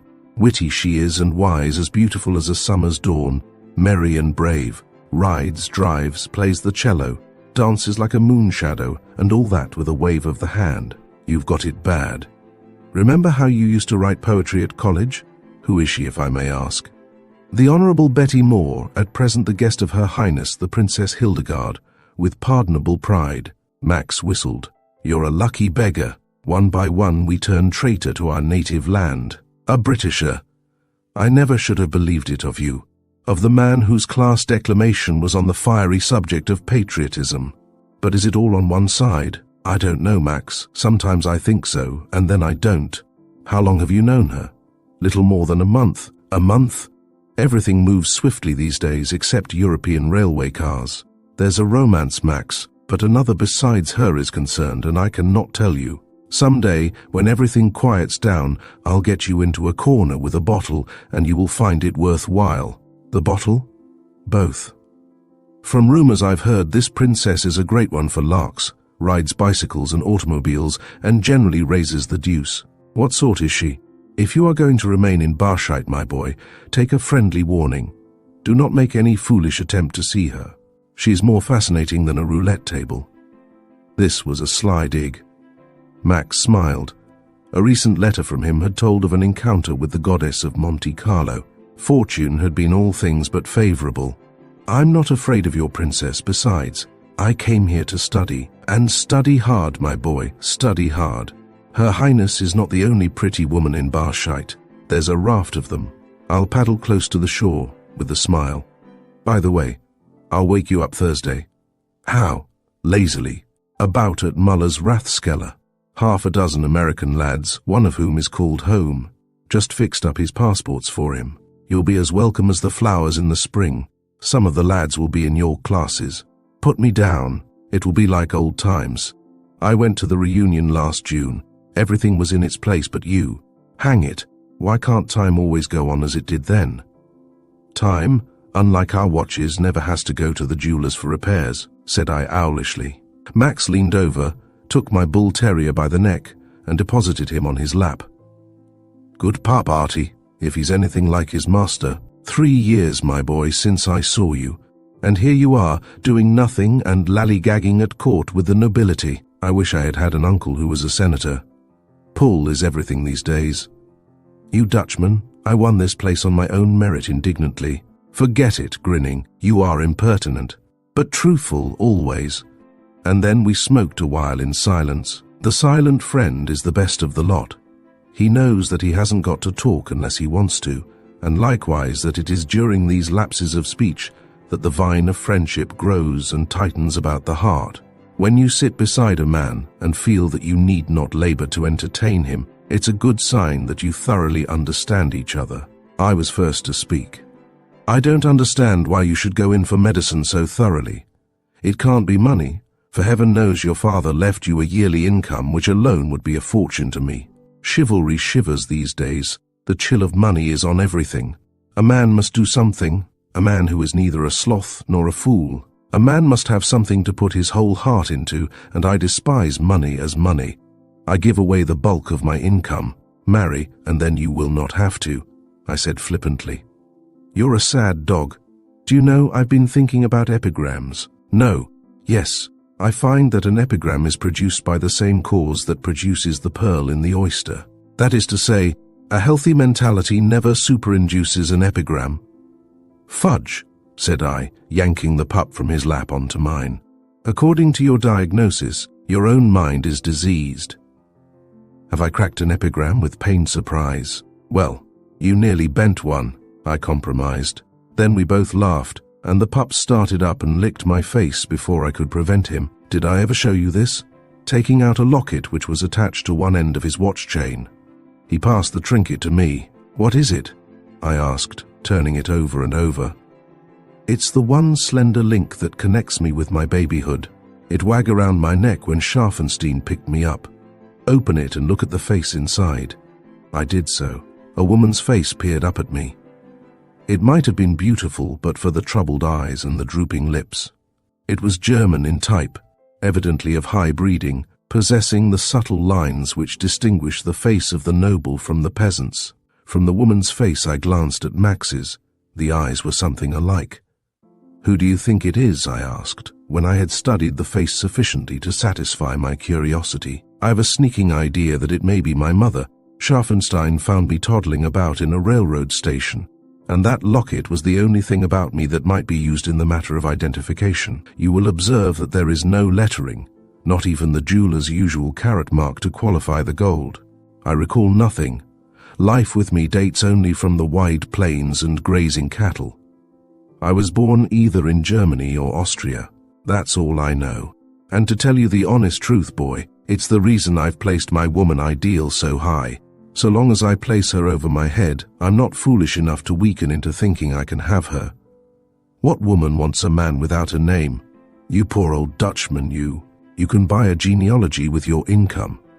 And a woman nowadays marries the man. It's only horses, dogs and cattle that we buy for their pedigrees. Come, you ought to have a strawberry mark on your arm, I suggested lightly, for there were times when Max brooded over the mystery which enveloped his birth. In reply, he rolled up his sleeve and bared a mighty arm. Where the vaccination scar usually is, I saw a red patch, like a burn. I leaned over and examined it. It was a 4-pointed scar, with a perfect circle around it. Somehow, it seemed to me that this was not the first time I had seen this peculiar mark. I did not recollect ever seeing it on Max's arm. Where had I seen it then? It looks like a burn, I ventured to suggest. It is. I wish I knew what it signifies. Scharfenstein said that it was positively fresh when he found me. He said I cried a good deal and kept telling him that I was Max. Maybe I'm an anarchist and don't know it, with half a smile. It's a curious scar. Hang me, but I've seen the device somewhere before. You have? Eagerly. Where? I don't know. Possibly I saw it on your arm in the old days. He sank back in his chair. Silence, during which the smoke thickened and the pup whined softly in his sleep. Out upon the night, the cathedral bell boomed the 3rd hour of morning. If you don't mind, Artie, said Max, yawning, I'll turn in. I've been travelling for the past fortnight. Take a ride on Dandy in the morning. He'll hold your weight nicely. I can't go with you as I've a lame ankle. I'll be in the saddle at dawn. All I need is a couple of hours between sheets. As I prodded my pillow into a comfortable wad under my cheek, I wondered where I had seen that particular brand. It was a brand. I knew that I had seen it somewhere, but my memory danced away when I endeavored to halter it. Soon I fell asleep, dreaming of somebody who wasn't Max Scharfenstein by a long shot. Chapter 5. That same evening, the Grand Duke's valet knocked on the door leading into the princess's apartments, and when the door opened, he gravely announced that His Serene Highness desired to speak to the Princess Hildegard. It was a command. For some reason, known best to herself, the princess chose to obey it. "Say that I shall be there presently," she said, dismissing the valet.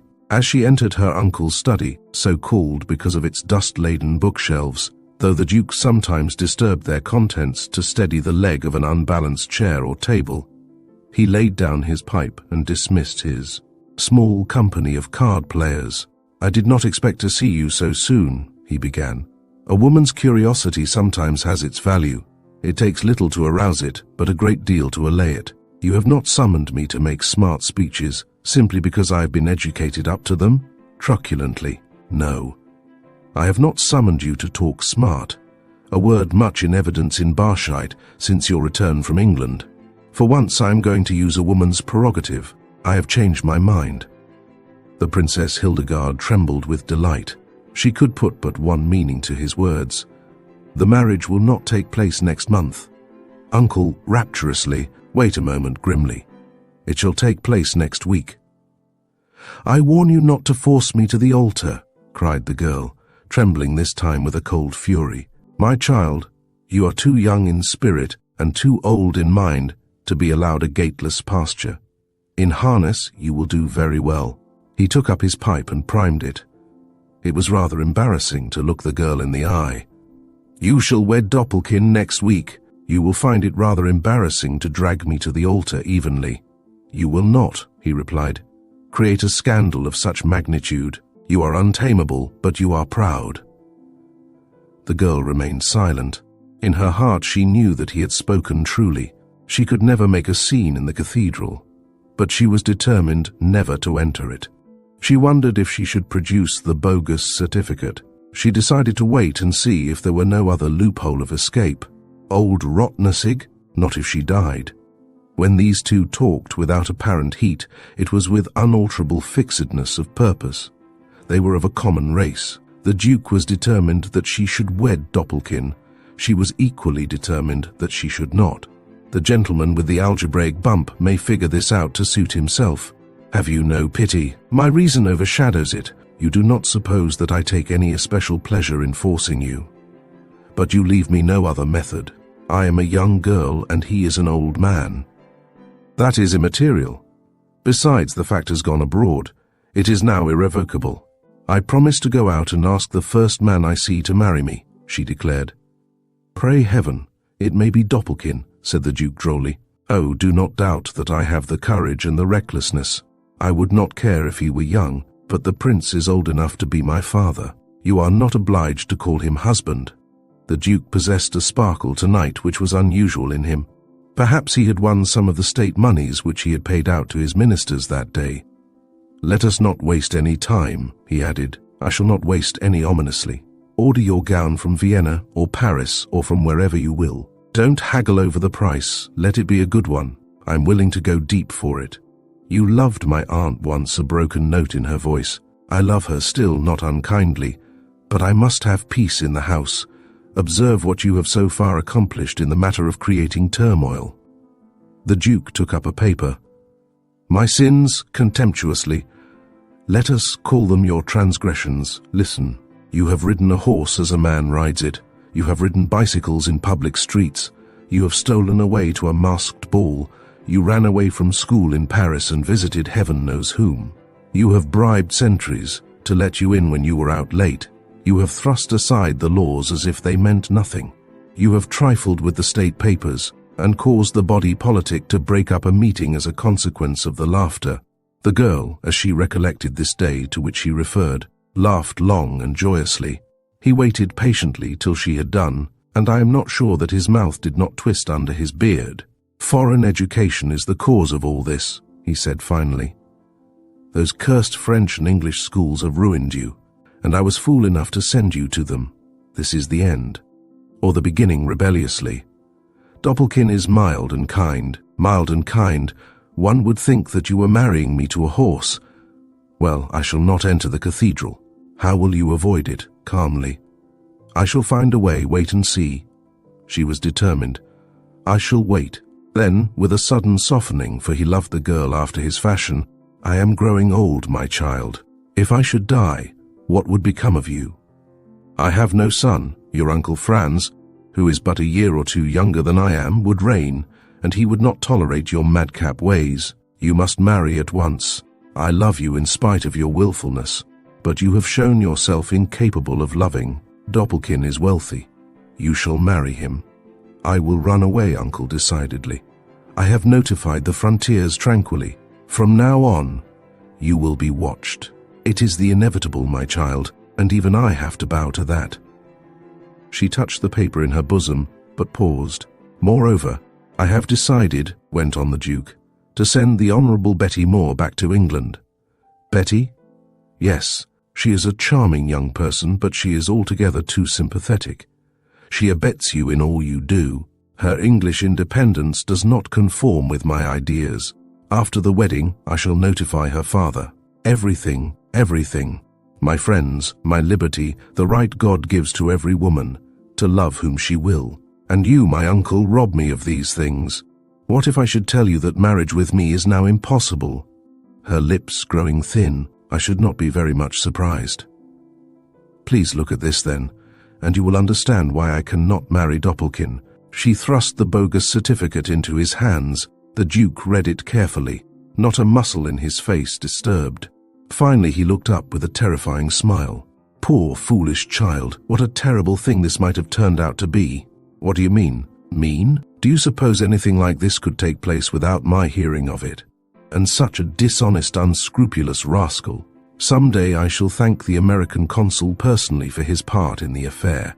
I was waiting to see when you would produce this. You virtually placed your honor and reputation, which I know to be above reproach, into the keeping of a man who would sell his soul for 1,000 crowns. The girl felt her knees give way, and she sat down. Tears slowly welled up in her eyes and overflowed, blurring everything. The Duke got up and went over to his desk, rummaging among the papers. He returned to the girl with a letter. "Read that, and learn the treachery of the man you trusted." The letter was written by Steinbock. In it, he disclosed all. It was a venomous, inciting letter. The girl crushed it in her hand. "Is he dead?" she asked, all the bitterness in her heart surging to her lips. To Barshate briefly. "Now, what shall I do with this?" tapping the bogus certificate. "Give it to me," said the girl wearily. She ripped it into halves, into quarters, into infinitesimal squares, and tossed them into the wastebasket. "I am the unhappiest girl in the world." "I am sorry," replied the Grand Duke. "It isn't as if I had forced Doppelkin on you without first letting you have your choice. You have rejected the princes of a dozen wealthy countries. We are not as the common people. We cannot marry where we will. I shall announce that the marriage will take place next week." "Do not send my friend away," she pleaded, apparently tamed. "I will promise to give the matter thought. Good night." She turned away without a word and left him. When he roared at her, she knew by experience that he was harmless. But this quiet determination meant the exclusion of any further argument. There was no escape unless she ran away. She wept on her pillow that night, not so much at the thought of wedding Doppelkin as at the fact that Prince Charming had evidently missed the last train and was never coming to wake her up, or if he did come, it would be when it was too late. How many times had she conjured him up as she rode in the fresh fairness of the mornings? How manly he was, and how his voice thrilled her. Her horse was suddenly to run away. He was to rescue her, and then demand her hand in marriage as a fitting reward. Sometimes he had black hair and eyes, but more often he was big and tall, with yellow hair and the bluest eyes in all the world. Chapter 6. The princess rose at dawn the following day. She routed out Hans, the head groom, and told him to saddle Artemis, the slim-limbed, seal-brown filly which an English nobleman had given to her. 10 minutes later she was in the saddle, and the heaviness on her heart seemed to rise and vanish, like the opal mists on the bosom of the motionless lake. A pale star blinked at her, and the day, flushed like the cheek of a waking infant, began drowsily to creep over the rolling mountains. How silent all the city was. Only here and there above the chimneys rose a languid film of smoke. The gates of the park shut behind her with a clang, and so for a time she was alone and free. She touched Artemis with a spur, and the filly broke into a canter toward the lake road. The girl's nostrils dilated. Every flower, the 1,000 resinous saps of the forest, the earth itself, yielded up a cool, sweet perfume that was to the mind what a glass of wine is to the blood, exhilaration, mottled with pink and grey and blue and gold, the ever-changing hues of the morning. The surface of the lake was as smooth as her mirror, and, like it, always reflecting beauty. Fish leaped forth and fell with a sounding splash, and the circles would widen and gradually vanish. A blackbird dipped among the silent rushes, a young fox barked importantly, a hawk flashed by. The mists swam hither and thither mysteriously, growing thinner and fainter as the gold of day grew brighter and clearer. Suddenly, in the words of the old tent-maker, the false morning died, and it was day. I'm afraid that somewhere among the princess's ancestors there was a troubadour, for she was something of a poet. Indeed, I have already remarked that she wrote verses. The atmospheric change of the morning turned her mind into sentimental channels. How she envied the peasant woman who might come and go at will, sleep in the open or in the hut, loving or hating with perfect freedom. Ah, Prince Charming, Prince Charming, where were you? Why did you loiter? Perhaps for her there was no Prince Charming. It might be so. She sighed. She would never marry Doppelkin, never. That horrible Steinbock. She was glad that she had struck him again and again across his lying eyes and evil mouth. She had believed that she knew the world. It was all yet a mystery. The older she grew, the less she understood. Wasn't anybody good? Was everybody to be distrusted? Which way should she turn now? The world was beautiful enough. It was the people in it. Poor Betty. She had her troubles too, but somehow she refused to confide them. She acted very much as if she were in love. She gazed at the hawk enviously. How proud and free he was, so high up there, circling and circling. Even the fox was freer than she. The forests were his, and he might go whither he listed. And the fish that leaped in frolic from the water, and the blackbird in the rushes, she could not understand. She would never marry Doppelkin. Never. But how should she escape? How? On Wednesday night she would be given her quarterly allowance of 1,000 crowns, and on Thursday she must act. Yes, that was it. How simple. She would slip over into Doppelkin, where they never would think to search for her. She knew a place in which to hide. From Doppelkin she would go straight to Dresden and seek the protection of her old governess, who would hide her till the Duke came to his senses. If only she had an independent fortune, how she would snap her fingers at them all. She was distracted by the sound of jangling steel. Artemis had cast a shoe. How annoying! It would take 10 minutes to reach old Bauer's smithy and 10 minutes more to put on a shoe. She brought the filly down to a walk. What was the use of being a princess if one was not allowed to act in a royal fashion? It wasn't so terrible to wear men's clothes, and, besides, they were very comfortable for riding a horse, and as for riding a bicycle in the public streets, hadn't that ugly Italian duchess ridden through the streets of Rome, and in knickerbockers too? Nobody seemed to mind it there, but in Barscheit it had been little short of a crime. She recalled the flaming logs and the red-hot wire of her unfortunate wheel. A smile rippled over her face, but it passed quickly. There was nothing left to smile over. They were going to force her to marry a tomb, a man in whom love and courage and joy were as dead things. Woe to Doppelkin, though woe to him. She would lead him a dance, wild and terrible. If only she were Betty, free to do what she pleased, to go and come at will. She wasn't born to be a princess. She wasn't commonplace enough. She enjoyed life too well. Ah, if only she might live and act like those English cousins of hers with whom she went to school.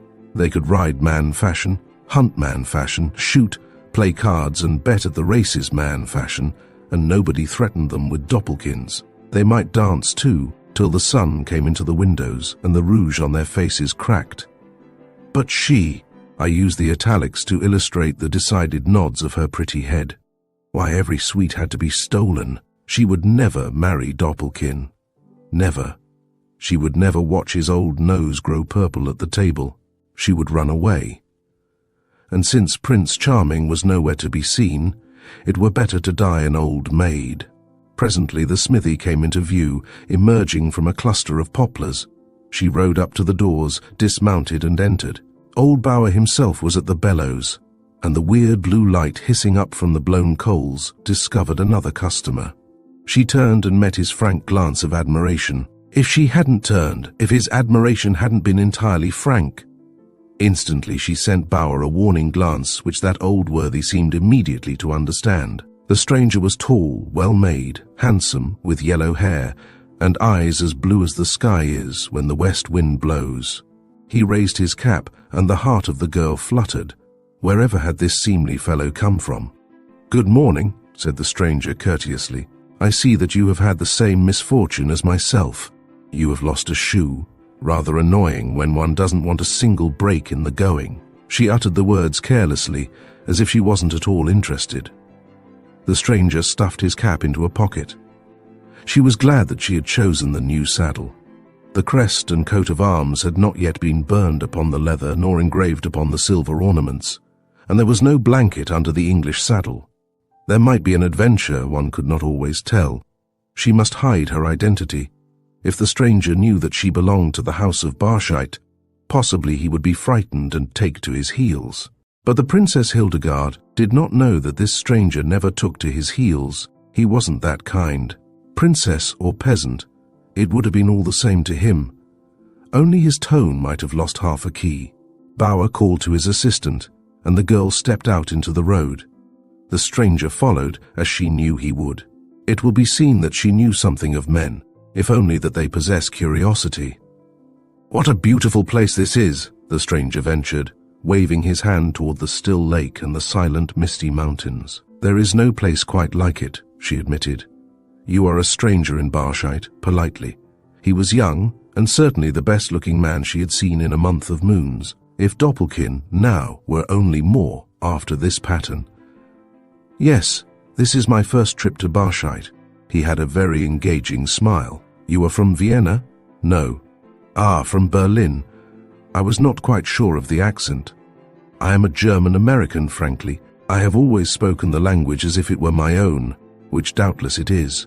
"America," she cried, her interest genuinely aroused. "That is the country where everyone does just as he pleases." "Sometimes." What beautiful teeth she had, white as skimmed milk. "They are free." "Nearly always. They tell me that women there are all queens." We are there, or here, always your humble servants. He was evidently a gentleman. There was something in his bow that was courtly. And do the women attend the theatres alone at night? If they desire to. Tell me, does the daughter of the president have just as much liberty as her subjects? Even more. Only there are no subjects in America. No subjects? What do they call them then? Voters. And do the women vote? Only at the women's clubs. She did not quite get this, not that it was too subtle, rather that it was not within her comprehension. It is a big country, ever so big. Do you like it? I love every inch of it. I have even fought for it, in the Spanish War. Visibly excited. Yes. Were you a major or a colonel? Neither, only a private. I thought every soldier there was either a colonel or a major. He looked at her sharply, but her eye was roving. He became suspicious. She might be simple, and then again she mightn't. She was worth studying anyhow. I was a cavalryman, with nothing to do but obey orders, and, when ordered, fight. I'm visiting the American consul here. He was a schoolmate of mine. Ah, I thought I recognized the horse. You know him? Quickly. Oh, casually, everyone hereabouts has seen the consul on his morning rides. He rides like a centaur, they say, but I have never seen a centaur. The stranger laughed. She was charming. He ought to ride well, I taught him. But the gay smile which followed this statement robbed it of its air of conceit. You see, I have ridden part of my life on the great plains of the West, and have mounted everything from a wild Indian pony to an English thoroughbred. My name is Max Scharfenstein, and I am here as a medical student, though in my own country I have the right to hang out a physician's shingle. She drew aimless figures in the dust with her riding crop. There was no sense in her giving any name. Probably they would never meet again. And yet, I am Hildegard von Heideloff, giving her mother's name. He was too nice to frighten away. The hesitance over the von did not strike his usually keen ear. He was too intent on noting the variant expressions on her exquisite face. It was a pity she was dark. What a figure, and how proudly the head rested upon the slender but firm white throat. After all, black eyes, such as these were, might easily rival any blue eyes he had ever seen, which goes to prove that a man's ideals are not built as solidly as might be. It is rather unusual, he said, to see a woman ride so early, but you have the right idea. Everything begins to wake. Life, the air, the day. There is something in the dew of the morning that is a better tonic than any doctor can brew. Take care. If you have no confidence in your wares, you must not expect your patients to have. Oh, I'm a doctor of philosophy also. That is to say, she observed, if you lose your patients, you will accept their loss without a murmur. Very good. May I ask what you have come so far to study? Nerves. Is it possible, with a smile as fleet as the wind? He laughed. This was almost like an American girl. How easy it was to talk to her. He tried again to catch her eye, but failed. Then both looked out over the lake, mutually consenting that a pause should ensue. He did not mind the dark hair at all. Do you speak English? She asked abruptly in that tongue, with a full glance to note the effect. English is spoken to some extent in the United States, he answered gravely. He did not evince the least surprise at her fluency. Do you write to the humorous papers in your country? Only to subscribe for them, said he, and again they laughed, which was a very good sign that things were going forward tolerably well. And then the miserable fellow of a smith had to come out and announce that the stranger's horse was ready. I'll warrant the shoe, said Bauer. You haven't lost any time, said Max, his regret evident to everyone. The girl smiled approvingly. She loved humor in a man, and this one with the yellow hair and blue eyes seemed to possess a fund of the dry sort.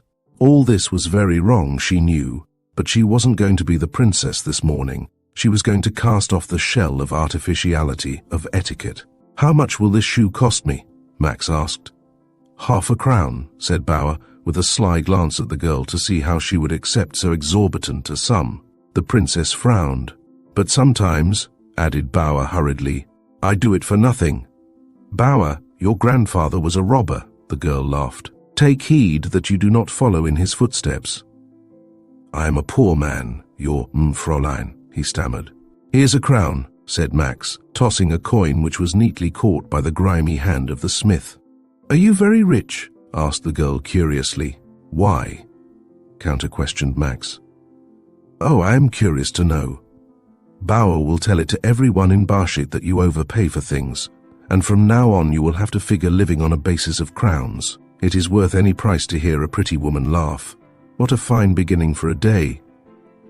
May misfortune be kind enough to bring you this way again, Herr, Bauer cried joyfully, not to say ambiguously. Listen to that, laughed the girl, her eyes shining like the water in the sun. But he means only to thank your generosity. Now, with a severe frown, how much do I owe you? Take care, I've only a few pieces of silver in my purse. Why, Fräulein, you owe me nothing. I am even in debt to you for this very crown. Which proved that Bauer had had his lesson in courtiership. The assistant soon brought forth the girl's restive filly. Max sprang to her aid. How light her foot was in his palm. She could easily have mounted alone, such was her skill, but there's the woman of it.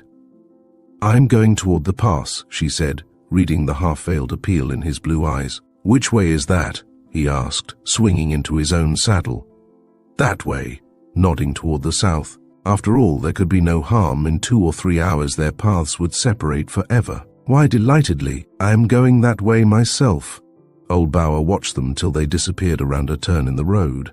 He returned to his forge, shaking his head as if confronted by a problem too abstruse even for his German mind. Well, he's an American, so I will not waste any pity on him.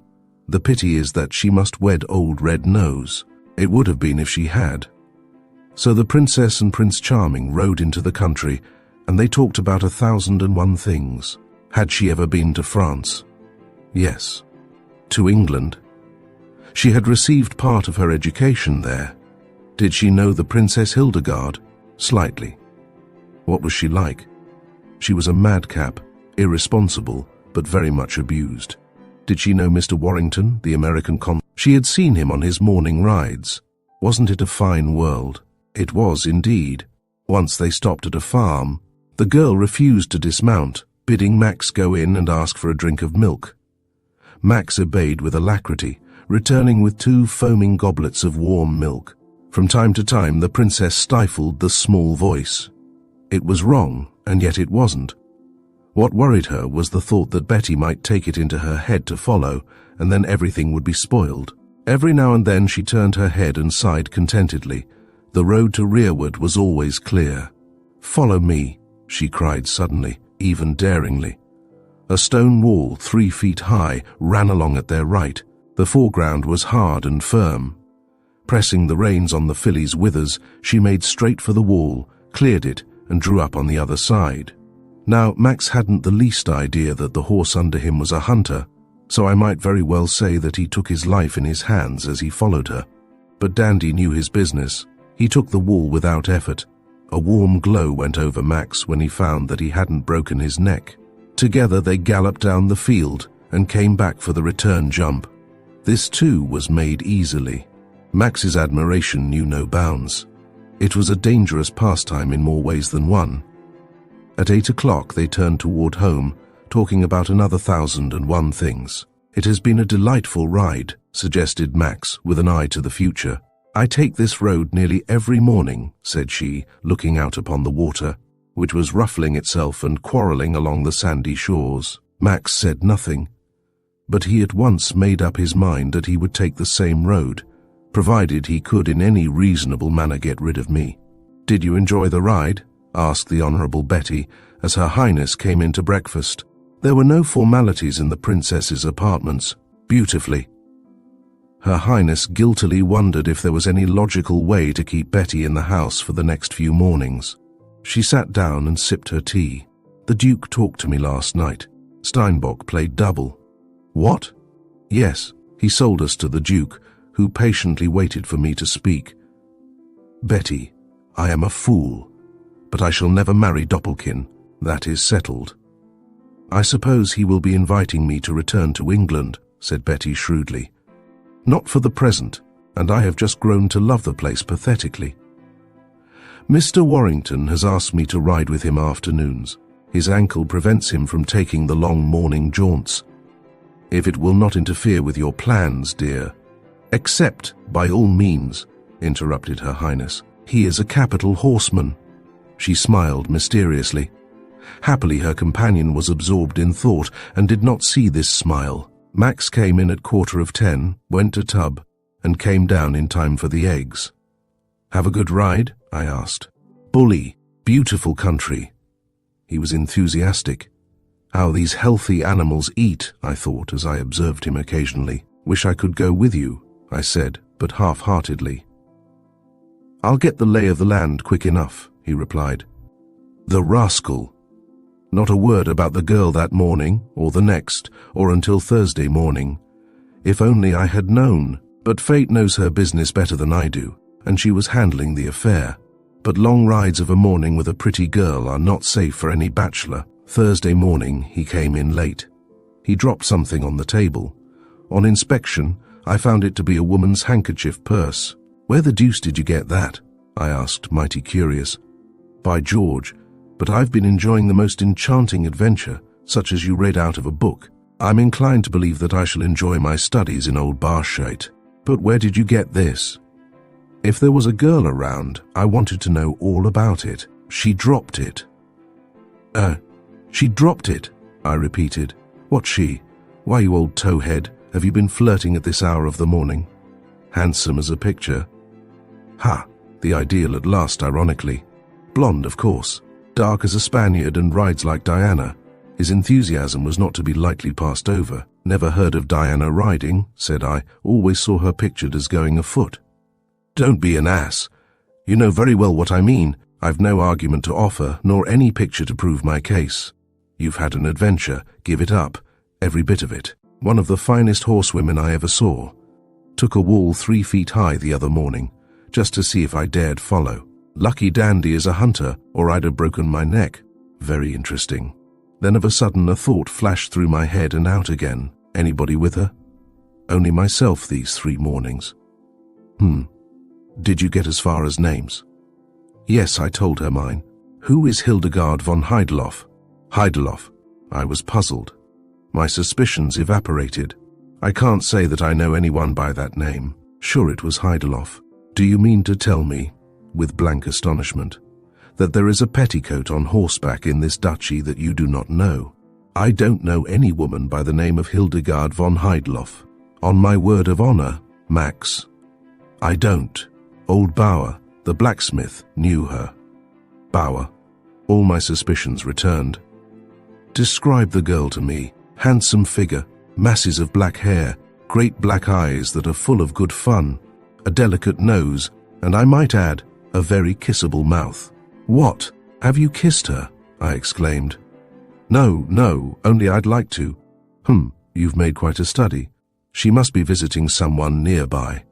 There is an old castle 3 miles west of the smithy. Did she speak English? Yes, excitedly. That accounts for it. An old English nobleman lives over there during the summer months, and it is not improbable that she is one of his guests. In my heart I knew that Her Highness was up to some of her tricks again, but there was no need of her shattering good old Max's heart. Yet I felt bound to say, why not look into the purse? There might be something there to prove her identity. Look into her purse, horrified. You wouldn't have me peeping into a woman's purse, would you? Suppose there should be a box of rouge. Her cheeks were red. Quite likely. Or a powder puff. Even more likely. Or, go on. Or a love letter. I have my doubts, said I. Well, if you do not know who she is, I'll find out undismayed. Doubtless he would. He was a persistent old beggar, was Max. Do not let it get serious, my boy, I warned. You could not marry anyone in this country. Why not? Have you been regularly baptized? Was your father? Was your grandfather? Unless you can answer these simplest of questions and prove them, you could not get a license, and no priest or preacher would dare marry you without a license. Hang you, who's talking about getting married? All I want to know is, who is Hildegard von Heideloff, and how am I to return her purse? I shall ask the blacksmith. Do so, taking up my egg spoon. Max slipped the purse into his breast pocket and sat down. Chapter 7. The one fault I have to find with European life is the poor quality of tobacco used. It was 8 o'clock, Thursday night, the night of the dinner at Muller's. I was dressing when Max entered, with a miserable cheroot between his teeth. "They say," he went on, "that in Russia they drink the finest tea in the world simply because it is brought overland and not by sea. Unfortunately, tobacco we Americans recognize no leaf as tobacco unless it comes from Cuba, has to cross the sea, and is, in some unaccountable manner, weakened in the transit. There are worse cigars in Germany than in France, and I wouldn't have believed it possible if I had not gone to the trouble of proving it. Fine country. For a week I've been trying to smoke the German quality of the weed as a preventive, but I see I must give it up on account of my throat. My boy, I have news for you," tossing the cheroot into the grate. "Fire away," said I, struggling with a collar. "I have a box of Havanas over at the custom house that I forgot to bail out." "No," said I joyfully, "a Havana and one of Scharfenstein's. I've an idea that they would go well with the dinner, so if you don't mind, I'll trot over and get 'em." "Be sure and get around to Muller at 8:30 then," said I. "I'll be there." He knew where to find the place. Muller's Rathskeller was the rendezvous of students, officers, and all those persons of quality who liked music with their meat. The place was low-ceilinged but roomy, and the ventilation was excellent considering. The smoke never got so thick that one couldn't see the way to the door when the students started in to clean up the place. To use the happy idiom of mine own country, there were marble tables and floors and arches, and light, cane-bottomed chairs from Cones. It was at once bohemian and cosmopolitan, and once inside, it was easy to imagine oneself in Vienna. A Hungarian orchestra occupied an enclosed platform, and every night the wail of the violin and the pom-pom of the wool-tipped hammers on the Hungarian piano might be heard. It was essentially a man's place of entertainment. Few women ever had the courage or the inclination to enter. In America it would have been the fashion, but in the capital of Barschheit, the women ate in the restaurant above, which was attached to the hotel, and depended upon the Volksgarten band for their evening's diversion. You had to order your table hours ahead, that is, if you were a civilian. If you were lucky enough to be an officer, you were privileged to take any vacant chair you saw. But heaven aid you if you attempted to do this not being an officer.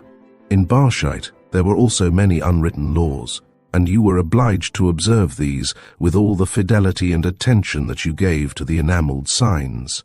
Only the military had the right to request the orchestra to repeat a piece of music.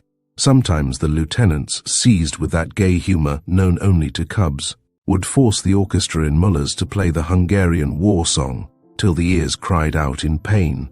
This was always the case when any Austrians happened to be present, but ordinarily the crowds were good-natured, boisterous but orderly. It was here, then, that I had arranged to give my little dinner. The orchestra had agreed for a liberal tip to play the Star-Spangled Banner, and there was a case of Doppelkin's sparkling Moselle. I may as well state right here that we neither heard our national anthem nor drank the vintage. You will soon learn why. I can laugh now. I can treat the whole affair with becoming levity.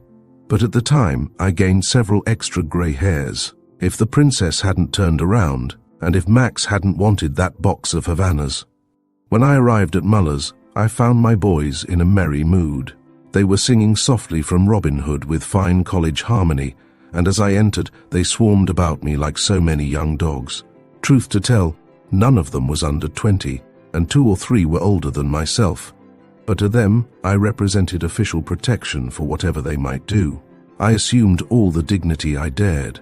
I had kept Scharfenstein's name back as a surprise.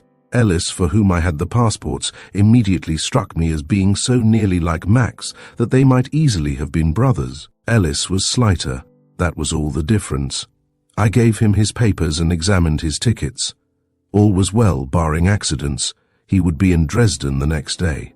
You go through Doppelkin, then, said I. Yes, I have friends in Dresden whom I wish to see before going home. Well, good luck to you. Then I announced that Max Scharfenstein, an old college comrade, would join us presently. This was greeted with hurrahs. At that time, there wasn't an American student who did not recollect Max's great run from the 10-yard line.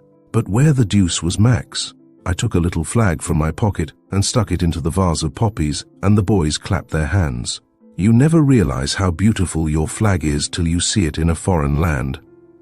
I apologized for Max's absence, explaining the cause, and ordered dinner to be served. We hadn't much time, as Ellis's train departed at 10. It was now 8:45. We had come to the relishes when a party of 4 officers took the table nearest us. They hung up their sabres on the wall pegs and sat down, ordering a bottle of light wine.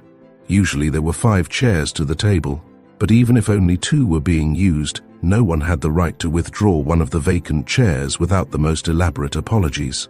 This is the law of courtesy in Barshite. In America it is different. If you see anything you want, take it. Presently one of the officers, I knew none of them save by sight, rose and approached. He touched the flag insolently and inquired what right it had in a public restaurant in Barshite. Ordinarily his question would not have been put without some justification. But he knew very well who I was and what my rights were in this instance. "Herr Lieutenant," said I coldly, though my cheeks were warm enough, "I represent that flag in this country, and I am accredited with certain privileges, as doubtless you are aware. You will do me the courtesy of returning to your own table." I bowed. He glared at me for a brief period, then turned on his heel. This was the first act in the play. At the fellows' table sat Lieutenant von Storer, Doppelkin's nephew and heir presumptive. He was, to speak plainly, a rake, a spendthrift, and wholly untrustworthy. He was not ill-looking, however. My spirits floated between anger and the fear that the officers might ruin the dinner, which they eventually did. Things went on smoothly for a time. The orchestra was pom-pomming the popular airs from Faust. "Where the deuce was that tow-headed Dutchman?" Laughter rose and fell. The clinkle of glass was heard, voices called. And then Max came in, looking as cool as you please, though I could read by his heaving chest that he had been sprinting up back streets. The boys crowded around him, and there was much ado over the laggard. Unfortunately, the waiter had forgotten to bring a chair for his plate. With a genial smile on his face, Max innocently stepped over to the officer's table and plucked forth the vacant chair. For a wonder, the officers appeared to give this action no heed, and I was secretly gratified. It was something to be a consul after all, but I counted my chickens too early.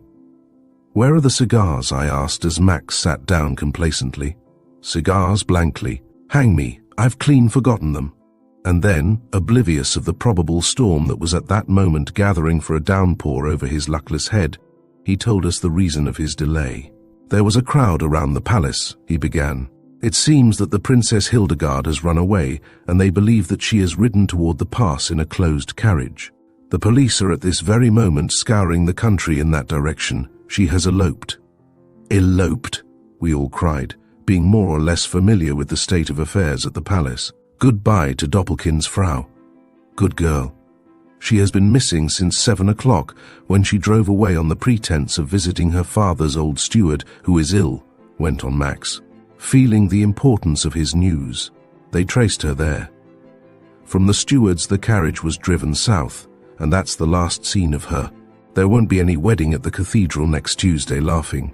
Queries and answers were going crisscross over the table, when I observed with dread that Lieutenant von Storer had risen and was coming our way.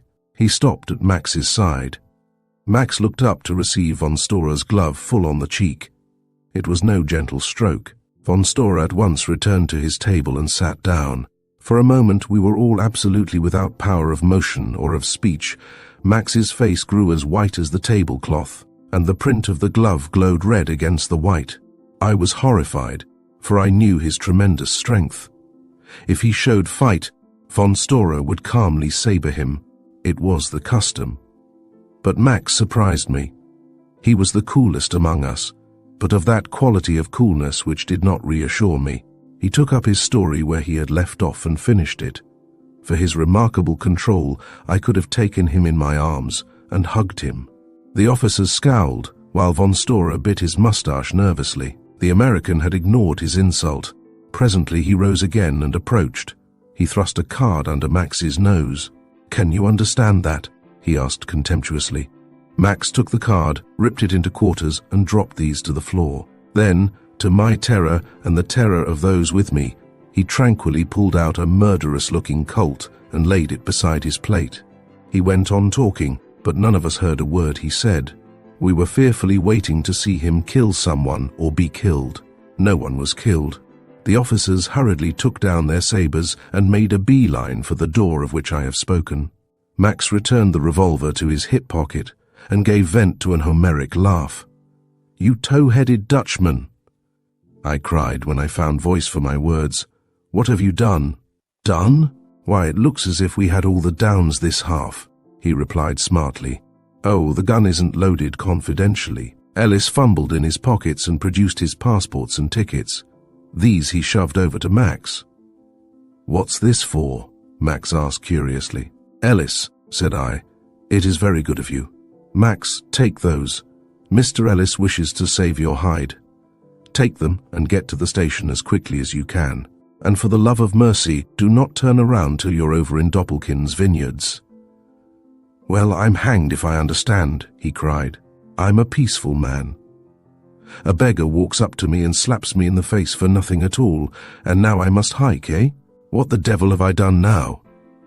Then, as briefly as I could, I explained the enormity of his offences.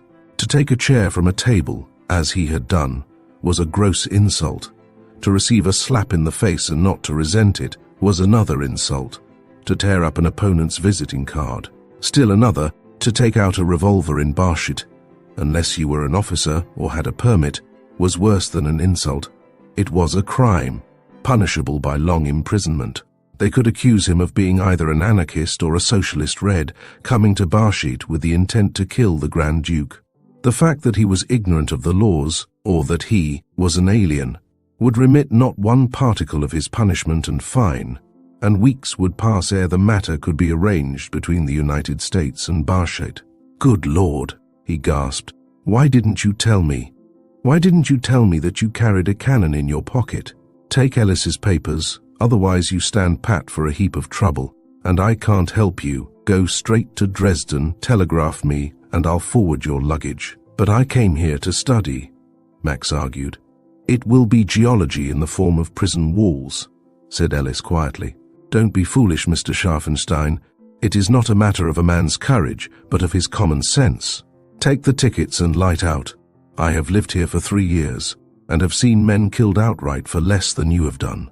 But you don't expect me to leave this place without punching that beggar's head?" Indignantly, "What do you think I'm made of?" "You'll never get the chance to punch his head," said I. "We are wasting valuable time. Those officers have gone for the police. You have about 20 minutes to make the train. Come, for heaven's sake, come." He finally got it into his head that we knew what we were talking about. How we got him to the station I do not remember, but somehow we got him there.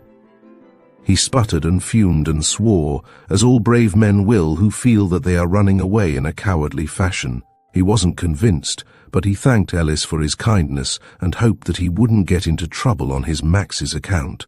"Go straight to Dresden, say you've been studying medicine in Barshit for 3 years. Refer to me by telegraph if there is any question as to your new identity," said I. "You're the only man in the world, Max. That I'd lie for." He stumbled through the gates, and we saw him open the door of a carriage just as the train began to pull out. A guard tried to stop him, but he was not quite quick enough. We watched the train till it melted away into the blackness beyond the terminus covering. Then I and my fellow diners, went soberly into the street. Here was a howdy-do. Suddenly, Ellis let out a sounding laugh, and scarcely knowing why, we joined him. It was funny, very funny, for everyone but poor old Max. The American spirit is based on the sense of humor, and even in tragic moments is irrepressible.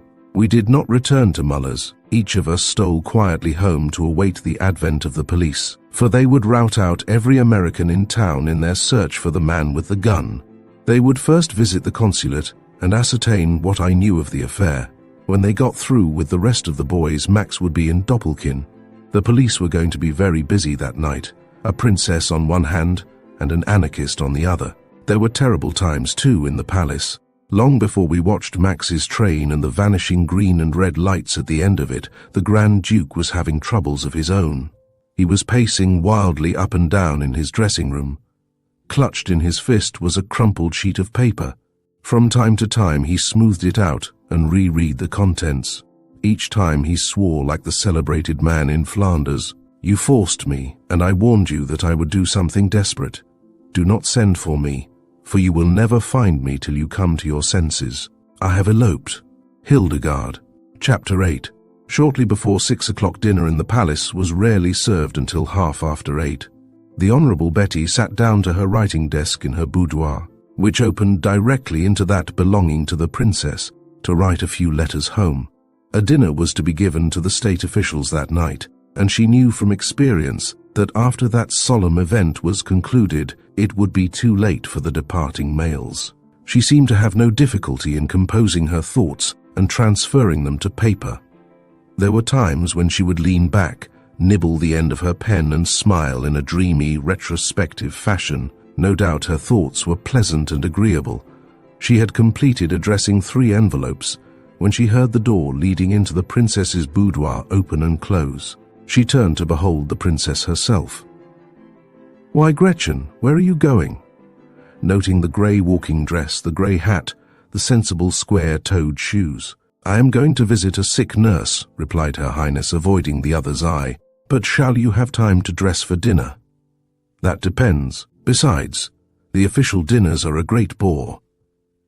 Her Highness came forward, caught the dark head of the English girl between her gloved hands, pressed it against her heart, bent and kissed it. "What a lovely girl you are, Betty. Always unruffled, always even-tempered. You will grow old very gracefully." "I hope so, but I do not want to grow old at all." "Can't I go with you?" eagerly. "Impossible. Etiquette demands your presence here tonight. If I am late, my rank and my errand will be my excuse. What jolly times we used to have in that quaint old boarding school in St. John's Wood. Do you remember how we went to your noble father's country place one Christmas? I went incognita. There was a children's party, and 2 boys had a fisticuff over you. Nobody noticed me those days. I was happy then." The princess frowned. It might have been the sign of repression of tears. Betty, with her head against the other's bosom, could not see. "I shall be lonely without you, for you cannot stay on here forever. If you could, it would be different. I shall miss you. Somehow you possess the faculty of calming me. I am so easily stirred into a passion. My temper is so surface-wise. Some day, however, I shall come to England and spend a whole month with you. Will not that be fine?" "How melancholy your voice is," cried Betty, trying without avail to remove Her Highness's hands. "No, no, I want to hold you just so. Perhaps I am sentimental tonight.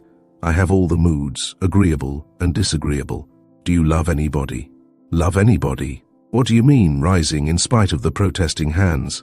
"Do I look as if I were in love with anybody?" They searched each other's eyes. "Oh, you islanders. Nobody can fathom what is going on in your hearts. You never make any mistakes. You always seem to know which paths to pursue. You are always right. Always, always. I'd like to see you commit a folly, Betty. It's a wicked wish, I know, but I honestly wish it. There is certainly more Spanish blood in my veins than German. I am always making mistakes. I never know which path is the right one. I am always wrong. Do you believe it possible for a woman of birth and breeding to fall in love with a man whom she has known only 3 days? 3 days? Are you crazy, Hildegard? Call me Gretchen, imperiously. Gretchen, what has come over you? I asked you a question. Well, a bit of color stealing into her cheeks, it is possible, but very foolish. One ought to know something of a man's character, went on Betty, before permitting sentiment to enter into one's thoughts. That is my own opinion, wise little white owl. Her Highness took her friend in her arms and kissed her, held her at arm's length, drew her to her heart, and again kissed her. It was like a farewell. Then she let her go. If there is anything you need, make yourself at home with my cases. And Her Highness was gone. Betty gazed at the door through which dear Gretchen had passed, gazed thoughtfully and anxiously. How oddly she acted. I wonder... She made as though to run to the door, but stopped, as if ashamed of the doubt which flashed into her mind and out again. The little clock on the mantel chimed forth the 7th hour, and she rang for her maid. It was time that she began dressing. Thus, for the present, I shall leave her. There are several reasons why my imagination should take this step. For what should I know of a woman's toilet, save in the general mysterious results? However, I feel at liberty to steal into the Duke's dressing room. Here, while I am not positive what happened, at least I can easily bring my imagination to bear upon the picture. The Duke was rather pleased with himself. He liked to put on his state uniform, with its blue-grey frock, the white doeskin trousers which strapped under the patent leather boots, the gold braid, the silver sabre, and the little rope of medals strung across his full, broad breast. It was thus he created awe. It was thus he became truly the sovereign, urbane and majestic. His valet was buckling on the sabre belt when there came a respectful tap on the door. "Enter," said the Duke, frowning. One cannot assert any particular degree of dignity with a valet at one's side, but it was only a corridor attendant who entered. He approached the Duke's valet and presented a letter. "For His Serene Highness." He bowed and backed out, closing the door gently. At once the valet bowed also and extended the letter to his master. Formality is a fine thing in a palace. "Ah, a letter," mused the Duke, profoundly innocent of the viper which was about to sting him. "My glasses, Gustav, my eyeglasses." The valet hurried to the dresser and returned with the Duke's state eyeglasses. These the Duke perched deliberately upon the end of his noble nose. He opened the letter and read its contents. The valet, watching him slyly, saw him grow pale, then red, and finally purple. Wrath has its rainbow. His hands shook, the glasses slipped from his palpitating nose, and I grieve to relate that His Serene Highness swore something marvelous to hear. "Damnation," he said, or some such word. "The little fool." Then, suddenly remembering his dignity and the phrase that no man is a hero to his valet, he pointed to his glasses, at the same time returning the letter to its envelope, this letter which had caused this momentary perturbation. "Call the Minister of Police. You will find him in the smoking room off the conservatory. Make all haste." The valet flew out of the door, while the Duke began pacing up and down the room, muttering and growling, and balling his fists, and jingling his shining medals. He kicked over an inoffensive hassock and his favourite hound, and I don't know how many long-winded German oaths he let go. It's a mighty hard language to swear in, especially when a man's under high pressure. The silly little fool, and on a night like this, curse it. This is what comes of mixing Spanish blood with German, of letting her aunt's wishes overrule mine in the matter of education. But she shall be brought back, even if I have to ask the assistance of every sovereign in Europe. This is the end.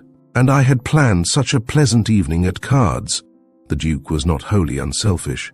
In less than 10 minutes' time, the valet returned with the Minister of Police. The Duke immediately dismissed the valet.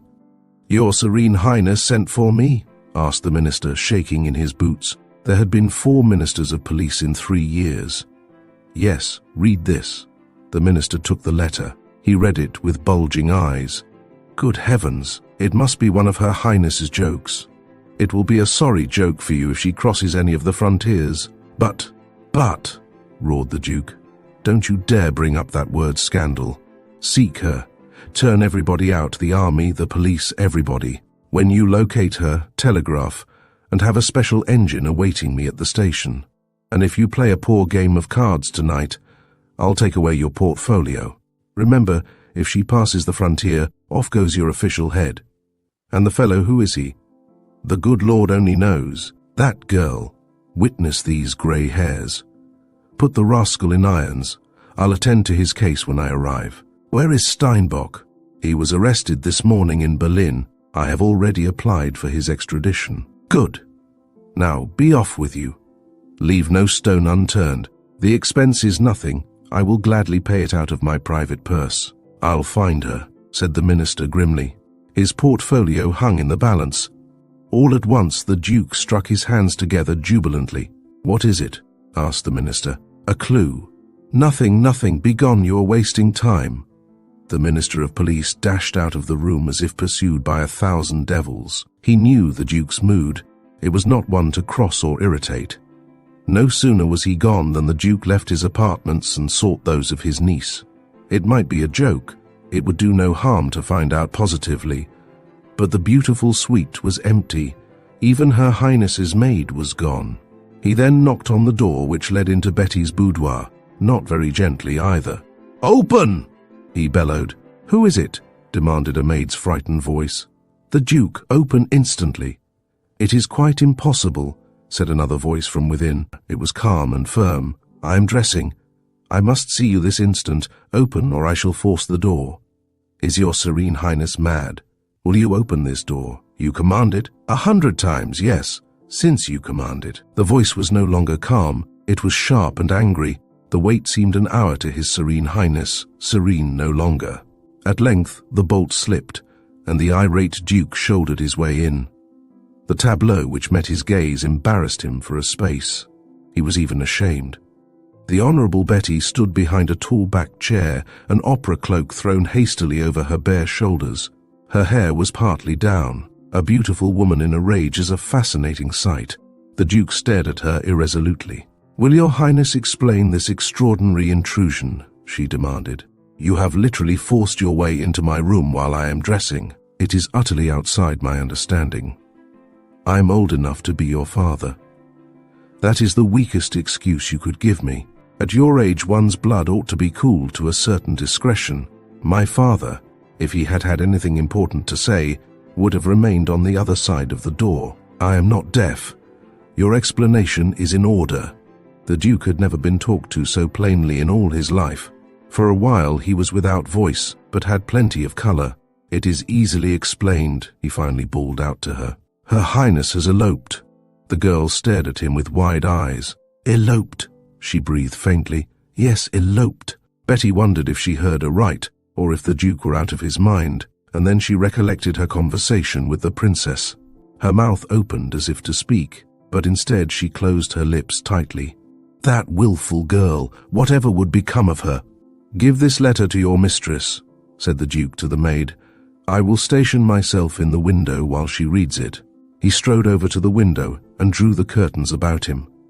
Below, the night crowds were wandering about the streets. The band was playing in the Volksgarten. Carriages were rolling to and from the opera. The fountain in the center of the square sparkled merrily in the glare of the arc lights. But the Duke saw none of these things. Rather, he saw the telegraphic dispatches flying to the four ends of the globe, telling the peoples that he, the Grand Duke of Barscheid, had been outwitted by a girl, that the Princess Hildegard had eloped with a man who was not the chosen one. In other words, he saw himself laughed at from one end of the continent to the other. There is something very funny in domestic troubles when they occur in another man's family. No, the Duke saw not the beauty of the night. Instead of stars, he saw asterisks, that abominable astronomy of the lampoonists. He had never doubted the girl's courage, but to elope, and who the devil had eloped with her? He knew the girl's natural pride. Whoever the fellow might be, he could be no less than a gentleman. But who? "Your Highness?" called a quiet, I might say deceptive voice. The Duke came forth. "Your Highness will do me the honor to make out my passports tonight. I desire to leave the palace immediately. The affront you have put upon me, even under the circumstances, is wholly unpardonable. You imply that I have had something to do with Her Highness's act. You will excuse me to Her Serene Highness, whom I love and respect. My dignity demands that I leave at once." A flicker, but only a flicker of admiration, lighted the Duke's eyes. It was a plucky little baggage. "I will issue your passports upon one condition," he said. "And that condition, proudly. Tell me everything. Where has she gone and with whom?" "I know absolutely nothing." Silence. The Duke gnawed his moustache, while his eyes strove in vain to beat down hers. "Thank you. I believe you." Then, giving way to his wrath, "You English people, you are all the same. You never understand. I have brought up this girl and surrounded her with every luxury. Against my will and reason I have let her become educated in foreign lands. I have given her the utmost freedom. This is how I am repaid. You forgot one important thing, Your Highness." "What?" haughtily. "Affection. You have never gives her that." The Duke felt himself beaten into silence, and this did not add to his amiability. "Your passports shall be made out immediately, but I beg of you to reconsider your determination and to remain here as long as you please. For the sake of appearances, I desire your presence at the dinner table. I shall leave as soon as the dinner is over." This girl's mind seemed immovable. The Duke shrugged.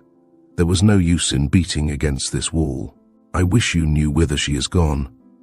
"Frankly, if I knew, I should not tell your highness. My father taught me never to betray a confidence, as you will."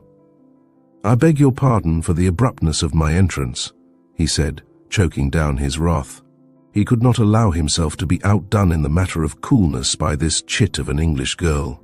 "I grant it you." The Duke then retired, or, I should say, retreated. He wandered aimlessly about the palace, waiting for news and making wretched all those with whom he came in contact. The Duchess was not feeling well. A wrangle with her was out of the question. Besides, he would make himself hoarse.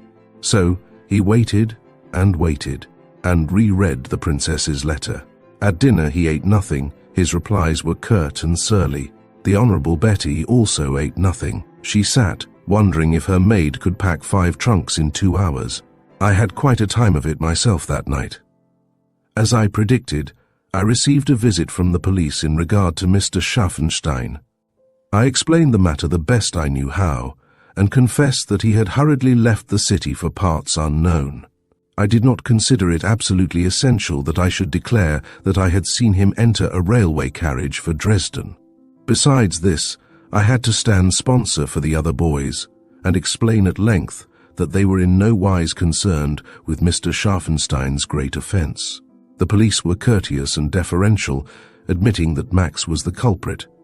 He had drawn a revolver in a public restaurant. He had broken a grave law. The inspector wrote a dozen telegrams and dispatched them from the consulate. I had, at his request, offered him the blanks. At 11, I received a telephone call from the Continental Hotel. It was a woman's voice, and my heart beat violently as I recognized it. I was requested to come at once to the hotel. I should find her in the ladies' salon. I walked the distance in 10 minutes. She told me all that had happened. By this time it is all over the city, but it is all nonsense about Her Highness's eloping with anyone. She is too nobly born to commit such a folly. She has simply run away, and I very much fear that she will be caught. The Duke is in a terrible temper. I could not remain in the palace, for the Duke suspects that I know where she has gone. I have my passports. The British consul is away hunting. You were the only English-speaking person to whom I could come for aid. I am very glad. Will it be asking too much of you to aid me in leaving Barschit tonight? There is a train at 1 o'clock for Dresden. Leave Barschit? My heart sank dismally. Oh, with a smile. The world is small, and England is even smaller. I shall have to give up the consulate gravely. She laughed. I shall be in England for something more than a year. Truthfully, I hunger for mine own people. You know what that hunger is. Yes, I shall go home as often as possible now. I always stop a few days in London. Then I shall expect to see you, perhaps during the holidays. I am determined to leave Barschit before the Duke changes his mind. Heavens, he may put me in prison. I doubt that. I saw to it that she secured a sleeping compartment all to herself, took charge of her luggage, and carefully examined her papers. Then we had a small supper. I wanted to ask 1,000 questions, but my courage lacked the proper key. May I have the pleasure of writing to you occasionally? I finally ventured. I am sure that you would like a bit of Barschit gossip from time to time. Write to me by all means. I shall await these letters with great pleasure, and answer them, growing bolder. It is easily seen that you are a diplomat. Yes, I shall answer them. Hey-ho, I shall miss my rides. What a brave little woman she was. Finally, we started for the station, and I saw her to the gates. We shook hands, and I was sure I felt a very friendly pressure, and then she disappeared. There was altogether a different feeling in my heart as I watched her train draw out. Well, the world is small, and England is smaller, even as she had said. It's a mighty fine world when you get the proper angle of vision. Chapter 9. There was very little light in the compartment into which Max had so successfully dived. Someone had turned down the wicks of the oil lamps which hung suspended between the luggage racks above, and the gloom was notable rather than subdued. So far as he was concerned, he was perfectly contented. His security was all the greater. He pressed his face against the window and peered out. The lights of the city flashed by, and finally grew few and far between, and then came the blackness of the country. It would take an hour and a half to cross the frontier, and there would be no stop this side, for which he was grateful. He swore, mumbling. To have come all this way to study, and then to leg it in this ignominious fashion, it was downright scandalous. Whoever heard of such laws? Of course he had been rather silly in pulling his gun, for even in the United States, where he devoutly wished himself at that moment, it was a misdemeanor to carry concealed weapons. He felt of his cheek. He would return some day, and if it was the last thing he ever did, he would slash that lieutenant's cheeks. The insolent beggar! To be struck and not to strike back, he choked. Gradually his eyes became accustomed to the dim light, and he cast about. The deuce, he muttered.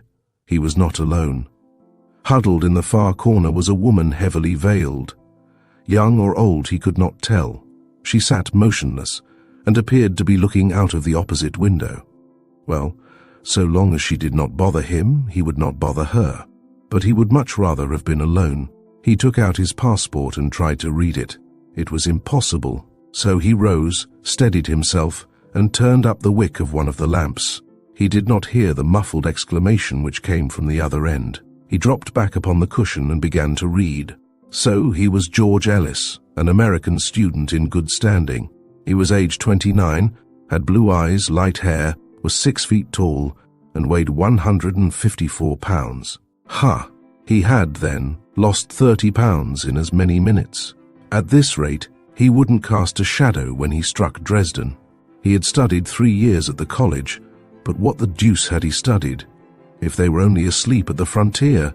He returned the document to his pocket, and as he did so, his fingers came into contact with the purse he had picked up in the road that morning. Hildegard von Heideloff. What meant fate in crossing her path with his? He had been perfectly contented in mind and heart before that first morning ride, and here he was, sighing like a furnace. She had been merely pretty on Monday, on Tuesday she had been handsome, on Wednesday she had been adorable. Now she was the most beautiful woman that ever lived. Ah, the progressive adjective, that litany of love. Alas, it was quite evident that she had passed out of his life as suddenly and mysteriously as she had entered it. He would keep the purse as a souvenir, and some day, when he was an old man, he would open it. There is something compelling in the human eye, a magnetism upon which science has yet to put her cold and unromantic finger. Have you never experienced the sensation that some was looking at you? Doubtless you have. Well, Max presently turned his glance toward his silent fellow traveler. She had lifted her veil and was staring at him with wondering, fearing eyes. These eyes were somewhat red, as if the little bees of grief had stung them. "You!" he cried, the blood thumping into his throat. He tossed his hat to the floor and started for her end of the compartment. She held up a hand as if to ward off his approach. "I can hear perfectly," she said. "It is not needful that you should come any nearer." He sat down confused. He could not remember when his heart had beaten so irregularly. "May I ask how you came to enter this compartment?" she asked coldly. "I jumped in, simply. What was to account for this strange attitude?" "So I observe. What I meant was, by what right? It happened to be the only door at hand, and I was in a great hurry." Where was his usual collectedness of thought? He was embarrassed and angry at the knowledge. "Did you follow me?" Her nostrils were palpitating and the corners of her mouth were drawn aggressively. "Follow you?" Amazed that such an idea should enter into her head. "Why, you are the last person I ever expected to see again. Indeed, you are only a fairy story. There is, I find, no such person as Hildegard von Heideloff." Clearly he was recovering. I know it candidly. It was my mother's name, and I saw fit to use it. She really hoped he hadn't followed her. "You had no need to use it, or any name for that matter. When I gave you my name, it was given in good faith. The act did not imply that I desired to know yours." "But you did, imperiously." "Yes, curiosity is the brain of our mental anatomy." When Max began to utter tall phrases, it was a sign of even-balanced mentality. "And if I hadn't told you my name, you would have asked for it. Not the first day." "Well, you would have on Tuesday. Not a bit of a doubt." He certainly wouldn't show her how much he cared. What was she doing in this carriage? She had said nothing that morning about traveling. Well, you will admit that under the circumstances I had the right to give any name it pleased me to give. He came over to her end and sat down. Her protests, half-hearted, he ignored. I cannot see very well from over there, he explained. It is not necessary that you should see. You can hear what I have to say. Very well, I'll go back. And he did. He made a fine pretense of looking out of the window. Why should this girl cross his path at this unhappy moment? There was a pause. You are not near so nice as you were this morning, she said presently. I can't be nice and sit away over here. What made you jump into this compartment, of all others? I wasn't particular what compartment I got into, so long as I got into one. As I said, I was in a hurry. You said nothing this morning about going away from Barshite. Neither did you. Another pause. I take it from the character of this dialogue that their morning rides must have been rather interesting. You told me that you were in Barshi to study nerves wickedly. So thought I, up to 9:30 tonight, but it appears that I am not gloomily. You are running away too, with suppressed eagerness. Running away too, he repeated. Are you running away? As fast as ever the train can carry me, I am on the way to Dresden. Dresden? It seems that fate is determined that we shall travel together this day. Dresden is my destination also. Let me see your passports, extending a firm white hand. He obeyed docilely as though he were married. She gave the paper one angry glance and tossed it back. George Ellis, so that is your name? Scornfully. You told me that it was Scharfenstein.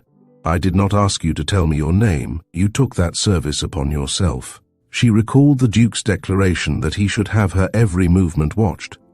If this American was watching her, the Duke was vastly more astute than she had given him the credit for being. Are you in the pay of the Duke? Come, confess that you have followed me, that you have been watching me for these 4 days. How bitter the cup of romance tasted to her now. She had been deceived. Well, you shall never take me from this train save by force. I will not go back. I haven't the slightest idea of what you are talking about, he said, mightily discouraged. I never saw this country till Monday, and never want to see it again. From what are you running away then? Skeptically. I am running away from a man who slapped me in the face bitterly, and all his wrongs returned to him. Indeed, derisively. Yes, He thrust out both his great arms miserably. I'm a healthy-looking individual, am I not, to be running away from anything? Especially after having been a soldier in the Spanish War. Why did you tell me that your name was Scharfenstein? Heaven on earth, it is Scharfenstein. I'm simply taking my chance on another man's passports. I am unconvinced ungraciously. She was, however, inordinately happy. At the sight of the picture of woe on his face, all her trust in him returned. She believed every word he said, but she wanted to know everything. Very well. I see that I must tell you everything to get back into your good graces, Fräulein von Heideloff, if you ever were in my good graces. Graphically, he recounted the adventure at Muller's. He was a capital storyteller, and he made a very good impression. If it hadn't been for the princess's eloping, I should not have been here, he concluded, for my friend would have had a waiter bring me that chair. The princess is eloping, aghast. Why, yes, it seems that she eloped tonight, so the report came from the palace. The girl sat tight, as they say. Then suddenly she burst into uncontrollable laughter. It was the drollest thing she had ever heard. She saw the Duke tearing around the palace, ordering the police hither and thither, sending telegrams, waking his advisers and dragging them from their beds. My, what a hubbub! Suddenly she grew serious. Have you the revolver still? Yes. Toss it out of the window, quick. But do as I say, they will naturally search you at the frontier.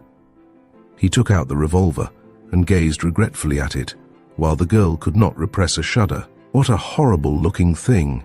I carried it all through the war. Throw it away and buy a new one. But the associations, they will lock you up as a dangerous person.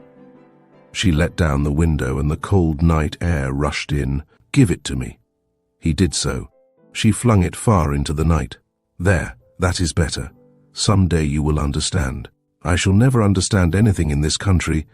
What are you running away from? A man with a red nose. A red nose? Are they so frightful here as all that? This one is. He wants to marry me. Marry you? Yes, rather remarkable that any man should desire me as a wife, isn't it? He saw that she was ironical. Having nothing to say, he said nothing, but looked longingly at the vacant space beside her. She rested her chin upon the sill of the window and gazed at the stars. A wild rush of the wind beat upon her face, bringing 1,000 vague, heavy perfumes and a pleasant numbing. How cleverly she had eluded the Duke's police. What a brilliant idea it had been to use her private carriage key to steal into the carriage compartment long before the train was made up. It had been some trouble to light the lamps, but in doing so she had avoided the possible dutiful guard. He had peered in, but, seeing that the lamps were lighted, concluded that one of his fellows had been the rounds. The police would watch all those who entered or left the station, but never would they think to search a carriage into which no one had been seen to enter. But oh, what a frightful predicament she was in. All she possessed in the world was a half-crown, scarce enough for her breakfast, and if she did not find her governess at once, she would be lost utterly. And in Dresden. She choked back the sob. Why couldn't they let her be? She didn't want to marry anyone, that is, just yet. She didn't want her wings clipped before she had learned what a fine thing it was to fly. She was young. Oh, what is it? She said, turning. I have something of yours, answered Max, fumbling in his pocket, grateful for some excuse to break the silence. You dropped your purse this morning. Permit me to return it to you. I hadn't the remotest idea how I was going to return it. In truth, I had just made up my mind to keep it as a souvenir. She literally snatched it from his extended hand. My purse, and I thought it was gone forever. Hugging it hysterically to her heart, she feverishly tried to unlatch the clasps. You need not open it, he said quietly, even proudly. I had not thought of looking into it, even to prove your identity.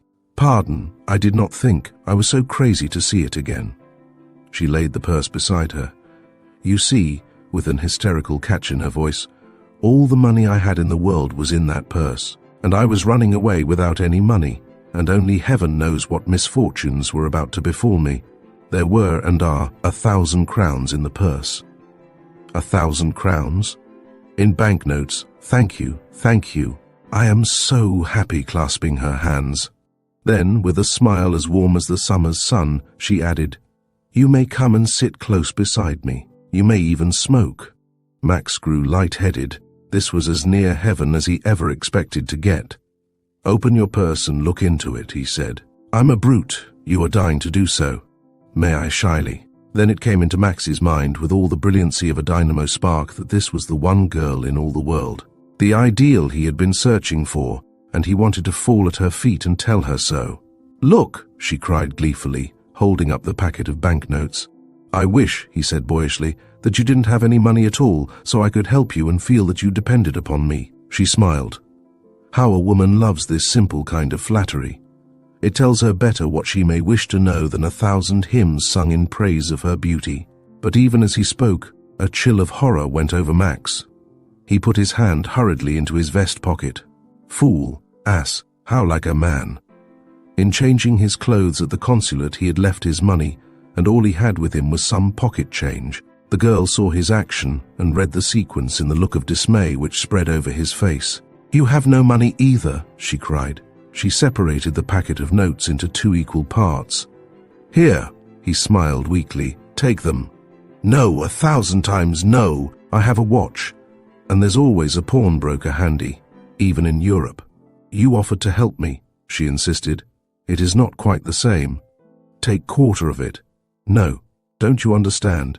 I really couldn't. Just one then, she pleaded. An idea came to him. Very well, I will take one. And when she gave it to him, he folded it reverently and put it away. I understand, she cried. You are just going to keep it. You don't intend to spend it at all. Don't be foolish. I shall notify my friend when we reach Doppelkin that I am without funds, and he will telegraph to Dresden. Your friends were very wise in sending you away as they did. Aren't you always getting into trouble? Yes, but I doubt the wisdom of my friends in sending me away as they did, with a frank glance into her eyes. How beautiful they were, now that the sparkle of mischief had left them. She looked away. If only Doppelkin were young like this, she sighed. Can they force one to marry in this country? He asked abruptly. When one is in my circumstances. He wanted to ask what those circumstances were, but what he said was, Is there anything I can do to help you? You are even more helpless than I am, softly. If you are caught, you will be imprisoned. I shall only suffer a temporary loss of liberty. My room will be my dungeon keep. How big and handsome and strong he looked. What a terrible thing it was to be born in purple. Tell me about yourself. His hand strayed absently toward his upper vest pocket and then fell to his side. He licked his lips. Smoke, she commanded intuitively. I said that you might. I can talk better when I smoke, he advanced rather lamely. May I then? Gratefully. I command it. Wasn't it fine to be ordered about in this fashion? If only the train might go on and on and on, thousands of miles. He applied a match to the end of his cigar and leaned back against the cushion. Where shall I begin? At the beginning? I'm not one of those novel readers who open a book at random. I do not appreciate effects till I have found out the causes. I want to know everything about you, for you interest me. He began. He told her that he was a German by birth and blood. He had been born either in Germany or in Austria, he did not know which. He had been found in Tyrol, in a railway station. A guard had first picked him up. Then a kind-hearted man named Scharfenstein had taken him in charge, advertised for his parents, and, hearing nothing, had taken him to America with him. If they catch you, she interrupted, do not under any consideration let them know that you were not born in the United States. Your friend the American consul could do nothing for you then. Trust me to keep silent then, he continued. I have lived a part of my life on the Great Plains, have ridden horses for days and days at a time. As a deputy sheriff I have arrested desperadoes, have shot and been shot at. Then I went east and entered a great college, went in for athletics and wore my first dress suit. Then my foster parent died, leaving me his fortune. And as I am frugal, possibly because of my German origini, have more money than I know what to do with. He ceased. Go on, she urged. When the Spanish War broke out, I entered a cavalry regiment as a trooper. I won rank, but surrendered it after the Battle of Santiago. And now there are but two things in the world I desire to complete my happiness. I want to know who I am. And the other thing? The other thing? I can't tell you that. Hurriedly. I believe I know. You have left some sweetheart back in America. All her interest in his narrative took a strange and unaccountable slump. No, I have often admired women, but I have left no sweetheart back in America. If I had, I should now feel very uncomfortable. Somehow, she couldn't meet his eyes. She recognized with vague anger that she was glad that he had no sweetheart. Well, nobody could rob her of her right to dream, and this was a very pleasant dream. The train is slowing down, he said suddenly. We are approaching the frontier. She shaded her eyes and searched the speeding blackness outside. How far is it to the capital? He asked. It lies 2 miles beyond the frontier. Silence fell upon them, and at length the train stopped with a jerk. In what seemed to them an incredibly short time, a guard unlocked the door. He peered in. Here they are, sure enough, Your Excellency, addressing someone in the dark beyond. An officer from the military household of the Prince of Doppelkin was instantly framed in the doorway. The girl tried to lower her veil too late. I am sorry to annoy your highness, he began, but the Grand Duke's orders are that you shall follow me to the castle. Lieutenant, bring 2 men to tie this fellow's hands, nodding toward Scharfenstein. Max stared dumbly at the girl. All the world seemed to have slipped from under his feet. Forgive me, she said, low but impulsively. What does it mean? His heart was very heavy. I am the Princess Hildegard of Barscheit, and your entering this carriage has proved the greatest possible misfortune to you. He stared helplessly, and everything had been going along so nicely, the dinner he had planned in Dresden, and all that. And they believe, the girl went on, that I have eloped with you to avoid marrying the prince. She turned to the officer in the doorway. Colonel, on the word of a princess, this gentleman is in no wise concerned. I ran away alone. Max breathed easier. I should be most happy to believe your highness, but you will honor my strict observance of orders. He passed a telegram to her. Search train for Doppelkin. Princess has eloped. Arrest and hold pair till I arrive on special engine. Barshite. The telegraph is the true arm of the police. The princess sighed pathetically. It was all over. Your passports, said the colonel to Max. Max surrendered his papers. You need not tie my hands, he said calmly. I will come peaceably. The colonel looked inquiringly at the princess. He will do as he says. Very good. I should regret to shoot him upon so short an acquaintance. The colonel beckoned for them to step forth. Everything is prepared. There is a carriage for the convenience of your highness. Herr Ellis shall ride horseback with the troop. Max often wondered why he did not make a dash for it, or a running fight. What he had gone through that night was worth a good fight. Goodbye, said the princess, holding out her hand. Scharfenstein gravely bent his head and kissed it. Goodbye, Prince Charming, she whispered, so softly that Max scarcely heard her. Then she entered the closed carriage and was driven up the dark, tree-enshrouded road that led to the castle of Doppelkin. What are you going to do with me? Max asked, as he gathered up the reins of his mount. That we shall discuss later, like as not something very unpleasant. For one thing, you are passing under a forged passport. You are not an American, no matter how well you may speak that language. You are a German. There are Germans in the United States, born and bred there, who speak German tolerably well, replied Max easily. He was wondering if it would not be a good scheme to tell a straightforward story and ask to be returned to Barshite. But that would probably appeal to the officer that he was a coward and was trying to lay the blame on the princess. I do not say that I can prove it, went on the colonel. I simply affirm that you are a German even to the marrow. You have the advantage of the discussion. No, he would confess nothing.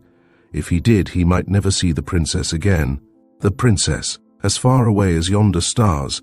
It was truly a very disappointing world to live in. Now then, forward, cried the colonel to his men, and they set off at a sharp trot. From time to time, as a sudden twist in the road broke the straight line, Max could see the careening lights of the princess's carriage. A princess, and he was a man without a country or a name. Chapter 10. The castle of the Prince of Doppelkin rested in the very heart of the celebrated vineyards. Like all German castles I ever saw or heard of, it was a relic of the Middle Ages, with many a crumbling, useless tower and battlement.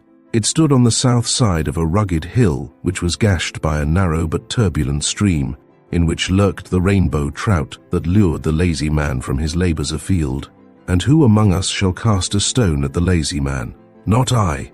If you are fortunate enough to run about Europe next year, as like as not, you will be mailing home the Doppelkin postcard. More than once I have wandered about the castle's interior, cavernous and musty, strolled through its galleries of ancient armor, searched its dungeon keeps, or loitered to soliloquize in the gloomy judgment chamber. How time wars upon custom. In olden times they created pain, now they strive to subdue it. I might go into a detailed history of the Doppelkins, only it would be absurd and unnecessary, since it would be inappreciable under the name of Doppelkin, which happens to be, as doubtless you have already surmised, a name of mine own invention. I could likewise tell you how the ancient dukes of Barshite fought off the insidious flattery of Napoleon, only it is a far interest, and Barshite is simply a characteristic, not a name. Some day I may again seek a diplomatic mission, and what government would have for its representative a teller of tales out of school? It was, then, to continue the fortunes and misfortunes of Max Scharfenstein, close to midnight when the cavalcade crossed the old moat bridge, which hadn't moved on its hinges within 100 years. They were not entering by the formal way, which was a flower-bedded, terraced road. It was the rear entrance. The iron doors swung outward with a plaintive moaning, like that of a man roused out of his sleep, and Max found himself in an ancient guard room, now used as a kind of secondary stable. The men dismounted. "This way, Herr Ellis," said the colonel with a mocking bow. He pointed toward a broad stone staircase. "All I ask," said Max, "is a fair chance to explain my presence here, all in due time. Forward. The prince is waiting, and his temper may not be as smooth as usual." With 2 troopers in front of him and 2 behind, Max climbed the steps readily enough. They wouldn't dare kill him, whatever they did. He tried to imagine himself the hero of some Scott or Dumas tale, with a grim cardinal somewhere above, and oubliettes and torture chambers besetting his path. But the absurdity of his imagination, so thoroughly Americanized, evoked a ringing laughter. The troopers eyed him curiously. He might laugh later, but it was scarcely probable. A tramp through a dark corridor, and they came to the west wing of the castle. It was here that the old prince lived, comfortably and luxuriously enough, you may take my word for it. A door opened, flooding the corridor with light. Max felt himself gently pushed over the threshold. He stood in the great living room of the modern Doppelkins. The first person he saw was the princess. She sat on an oriental divan. Her hands were folded. She sat very erect. Her chin was tilted ominously. There was so little expression on her pale face that she might have been an incomplete statue. But Max was almost certain that there was just the faintest flicker of a smile in her eyes as she saw him enter. Glorious eyes. It is a bad sign when a man begins to use the superlative adjectives. The other occupant of the room was an old man, fat and bald, with a nose like a russet pear. He was stalking, if it is possible for a short man to stalk up and down the length of the room, and, judging from the sonorous rumbling sound, was communing half aloud. Between whiles he was rubbing his tender nose, carefully and lovingly. When a man's nose resembles a russet pear, it generally is tender. Whoever he was, Max saw that he was vastly agitated about something. This old gentleman was, or supposed he was, the last of his line, the Prince of Doppelkin, famous for his wines and his love of them. There was, so his subjects said, but one tender spot in the heart of this old man, and that was the memory of the wife of his youth. How the years, the good and bad, crowd behind us, pressing us on and on. However, there was always surcease in the cellars, that is, the Doppelkin cellars. "Ha!" he roared as he saw the blinking Max. "So this is the fellow." He made an eloquent gesture. "Your Highness must be complimented upon your good taste. The fellow isn't bad-looking. When you listen to reason, Prince," replied the girl calmly, "you will apologize to the gentleman and give him his liberty." "Oh, he is a gentleman, is he? You might learn from him many of the common rules of courtesy tranquilly." "Who the devil are you?" the prince demanded of Max. "I should be afraid to tell you. I hold that I am Max Scharfenstein, but the colonel here declares that my name is Ellis. Who are you?" Max wasn't the least bit frightened. These were not feudal times. The prince stared at him. The insolent puppy. "I am the prince." "Ah, your Serene Highness," began Max, bowing. "I am not called Serene rudely. The Grand Duke is Serene." "Permit me to doubt that," interposed the girl, smiling. Max laughed aloud, which didn't improve his difficulties any. "I have asked you who you are," bawled the prince, his nose turning purple. "My name is Max Scharfenstein. I am an American. If you will wire the American consulate at Barshit, you will learn that I have spoken the truth. All this is a mistake. The princess did not elope with me." "His papers give the name of Ellis," said the colonel, touching his cap. "Humph! We'll soon find out who he is and what may be done with him. I'll wait for the Duke, take him into the library and lock the door. It's 100 feet out of the window, and if he wants to break his neck, he may do so. It will save us so much trouble. Take him away, take him away." His rage boiling to the surface. The princess shrugged. "I can't talk to you either," said the prince, turning his glowering eyes upon the girl. "I can't trust myself." "Oh, do not mind me. I understand that your command of expletives is rather original. Go on, it will be my only opportunity." The princess rocked backward and forward on the divan. "Wasn't it funny? Lord help me, and I was perfectly willing to marry this girl." The prince suddenly calmed down. "What have I ever done to offend you?" "Nothing," she was forced to admit. "I was lonely. I wanted youth about. I wanted to hear laughter that came from the heart and not from the mind. I do not see where I am to be blamed. The Duke suggested you to me. I believed you to be willing. Why did you not say to me that I was not agreeable? It would have simplified everything." "I am sorry," she said contritely. When he spoke like this, he wasn't so unlovable. "People say," he went on, "that I spend most of my time in my wine cellars. Well, defiantly, what else is there for me to do? I am alone." Max came within his range of vision. "Take him away, I tell you." And the colonel hustled Max into the library. "Don't try the window," he warned, but with rather a pleasant smile. He was only 2 or 3 years older than Max.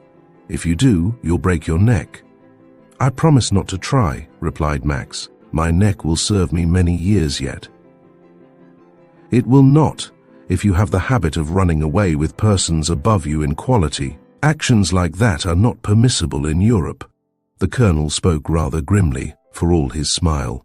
The door slammed, there was a grinding of the key in the lock, and Max was alone. The library at Doppelkin was all the name implied. The cases were low and ran around the room, and were filled with romance, history, biography, and even poetry.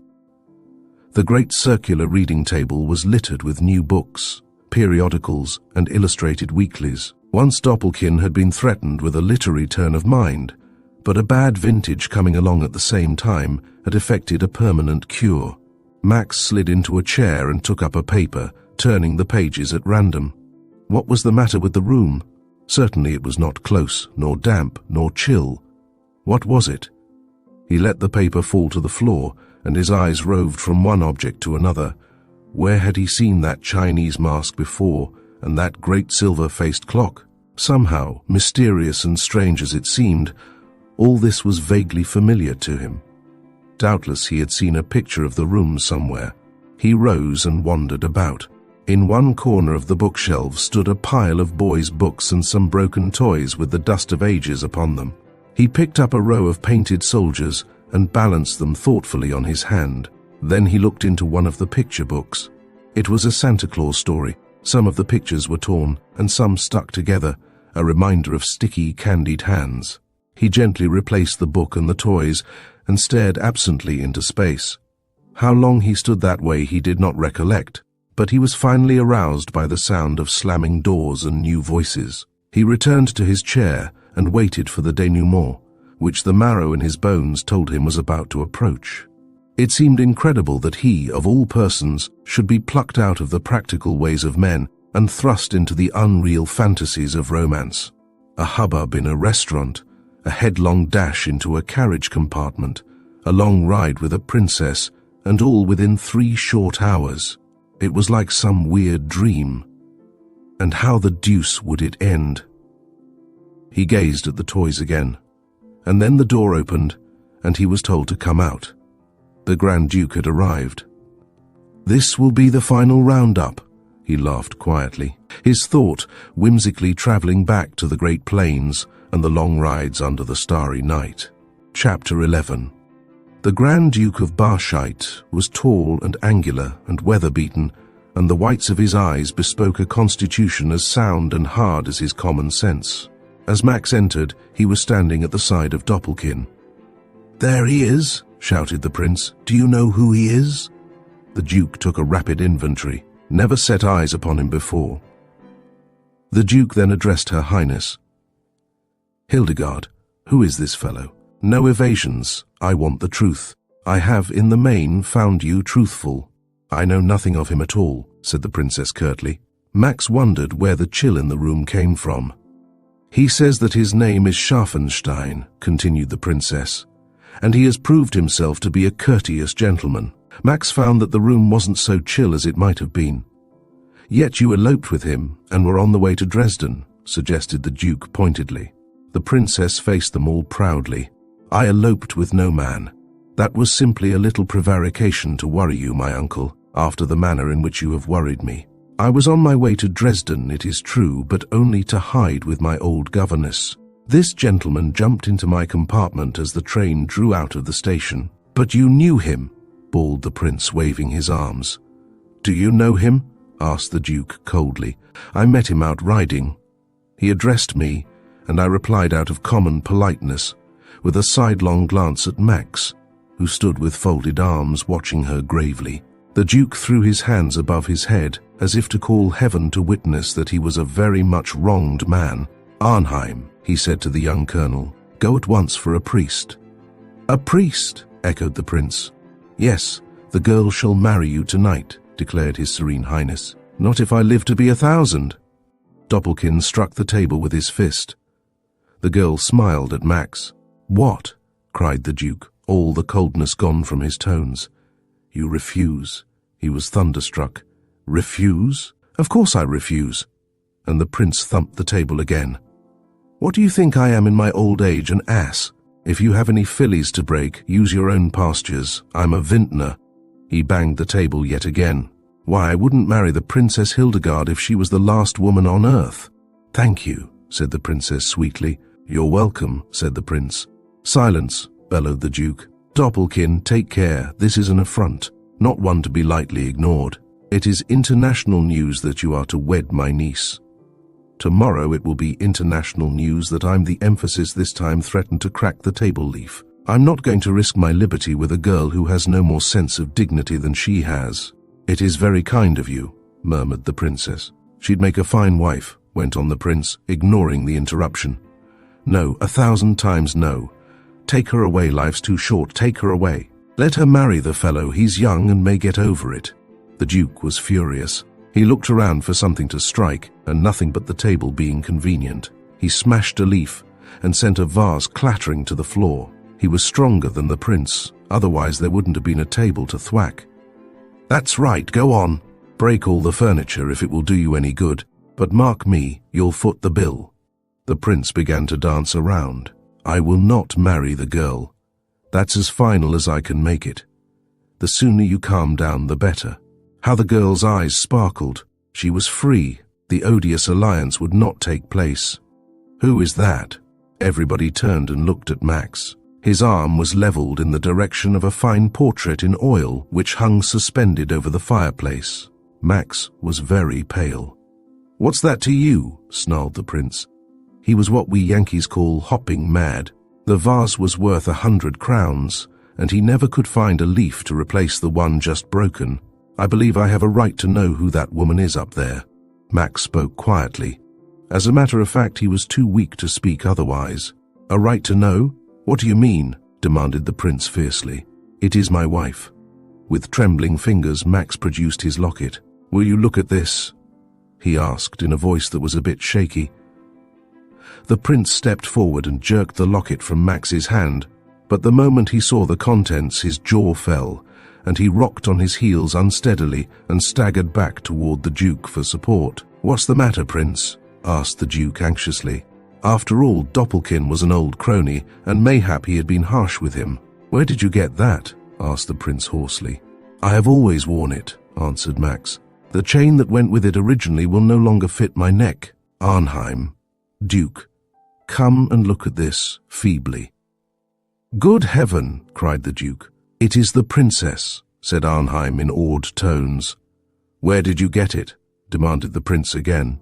"I was found with it around my neck." "Duke, what do you think?" asked the agitated prince. "What do I think?" "Yes, this was around my son's neck the day he was lost. If this should be, if it were possible." "What?" The Duke looked from the prince to the man who had worn the locket. Certainly there wasn't any sign of likeness, but when he looked at the portrait on the wall and then at Max, doubt grew in his eyes.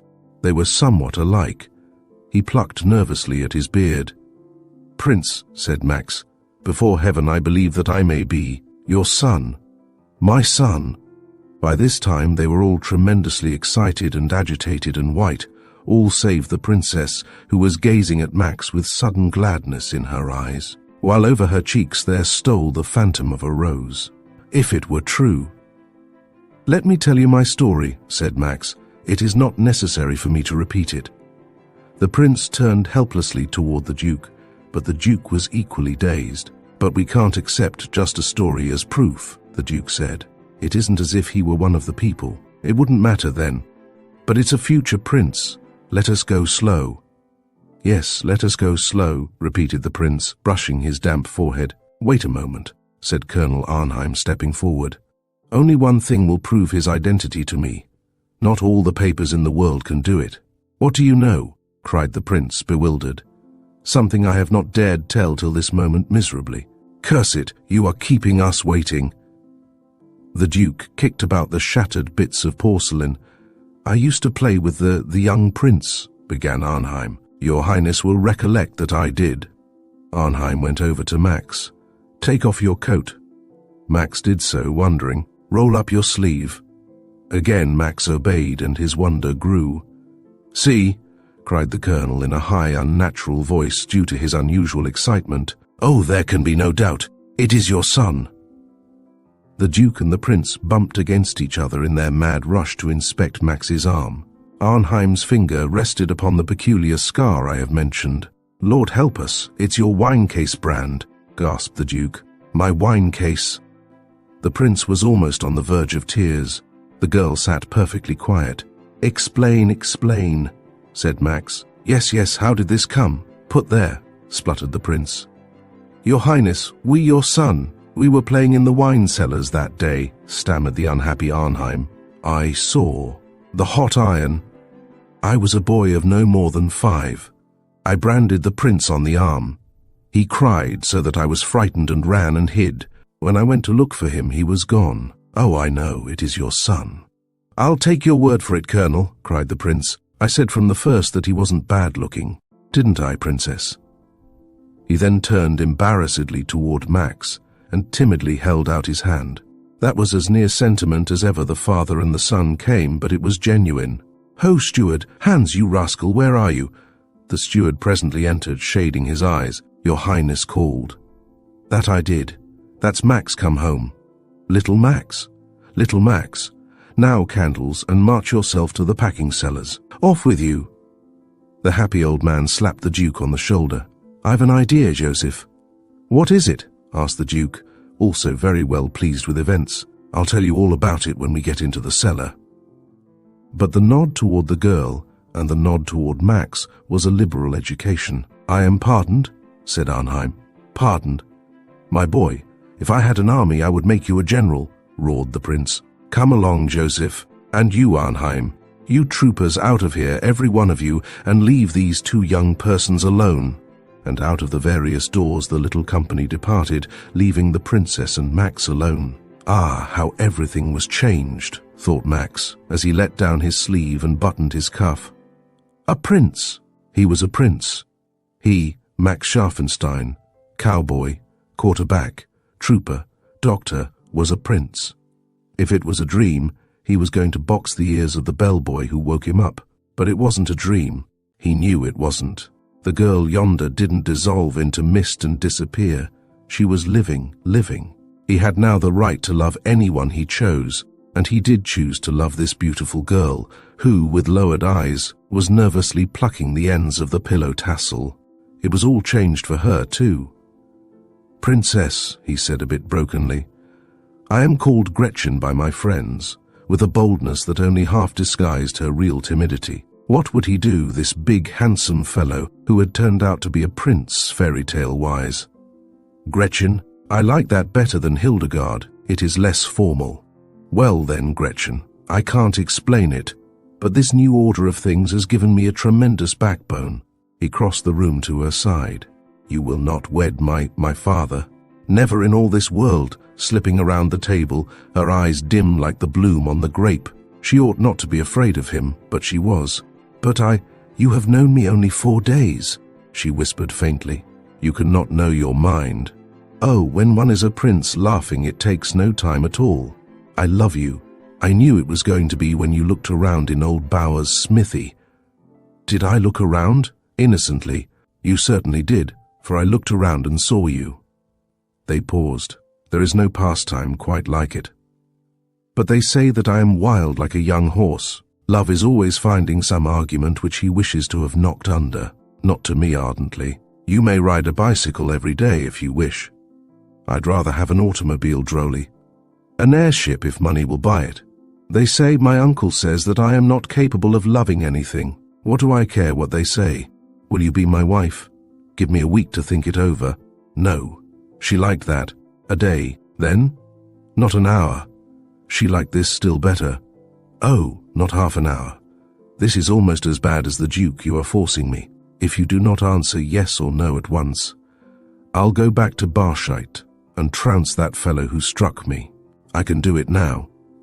Well, but only 4 days. Hours. Think of riding together forever, joyously taking a step nearer. I dare not think of it. It is all so like a dream. Oh, bursting into tears. What unaccountable beings women are. If you do not love me, don't I though? Then he started around the table in pursuit of her, in all directions, while, after the manner of her kind, she balked him, rosily, star-eyed. They laughed, and when two young people laugh, it is a sign that all goes well with the world. He never would tell just how long it took him to catch her, nor would he tell me what he did when he caught her. Neither would I, had I been in his place. "Here's," said the prince. "It's a great world," added the duke. "For surprises," supplemented the prince. "Ho, Hans, a fresh candle." And the story goes that His Serene Highness of Barschheit and His Highness of Doppelkin were found peacefully asleep in the cellars, long after the sun had rolled over the blue Carpathians. Thank you for joining us at Storytime Haven for this unforgettable rendition of the Princess Elopes. As our tale draws to a close, we reflect on the brave princess who chose love over duty, defying conventions and carving her own destiny. Her journey through secrets, challenges, and unexpected alliances reminds us that true courage lies in following one's heart. We hope her adventure inspires you to embrace your own passions and face life's challenges with determination and grace. Until our next story, may the magic of daring love and boundless hope accompany you always. Farewell until we meet again, friends.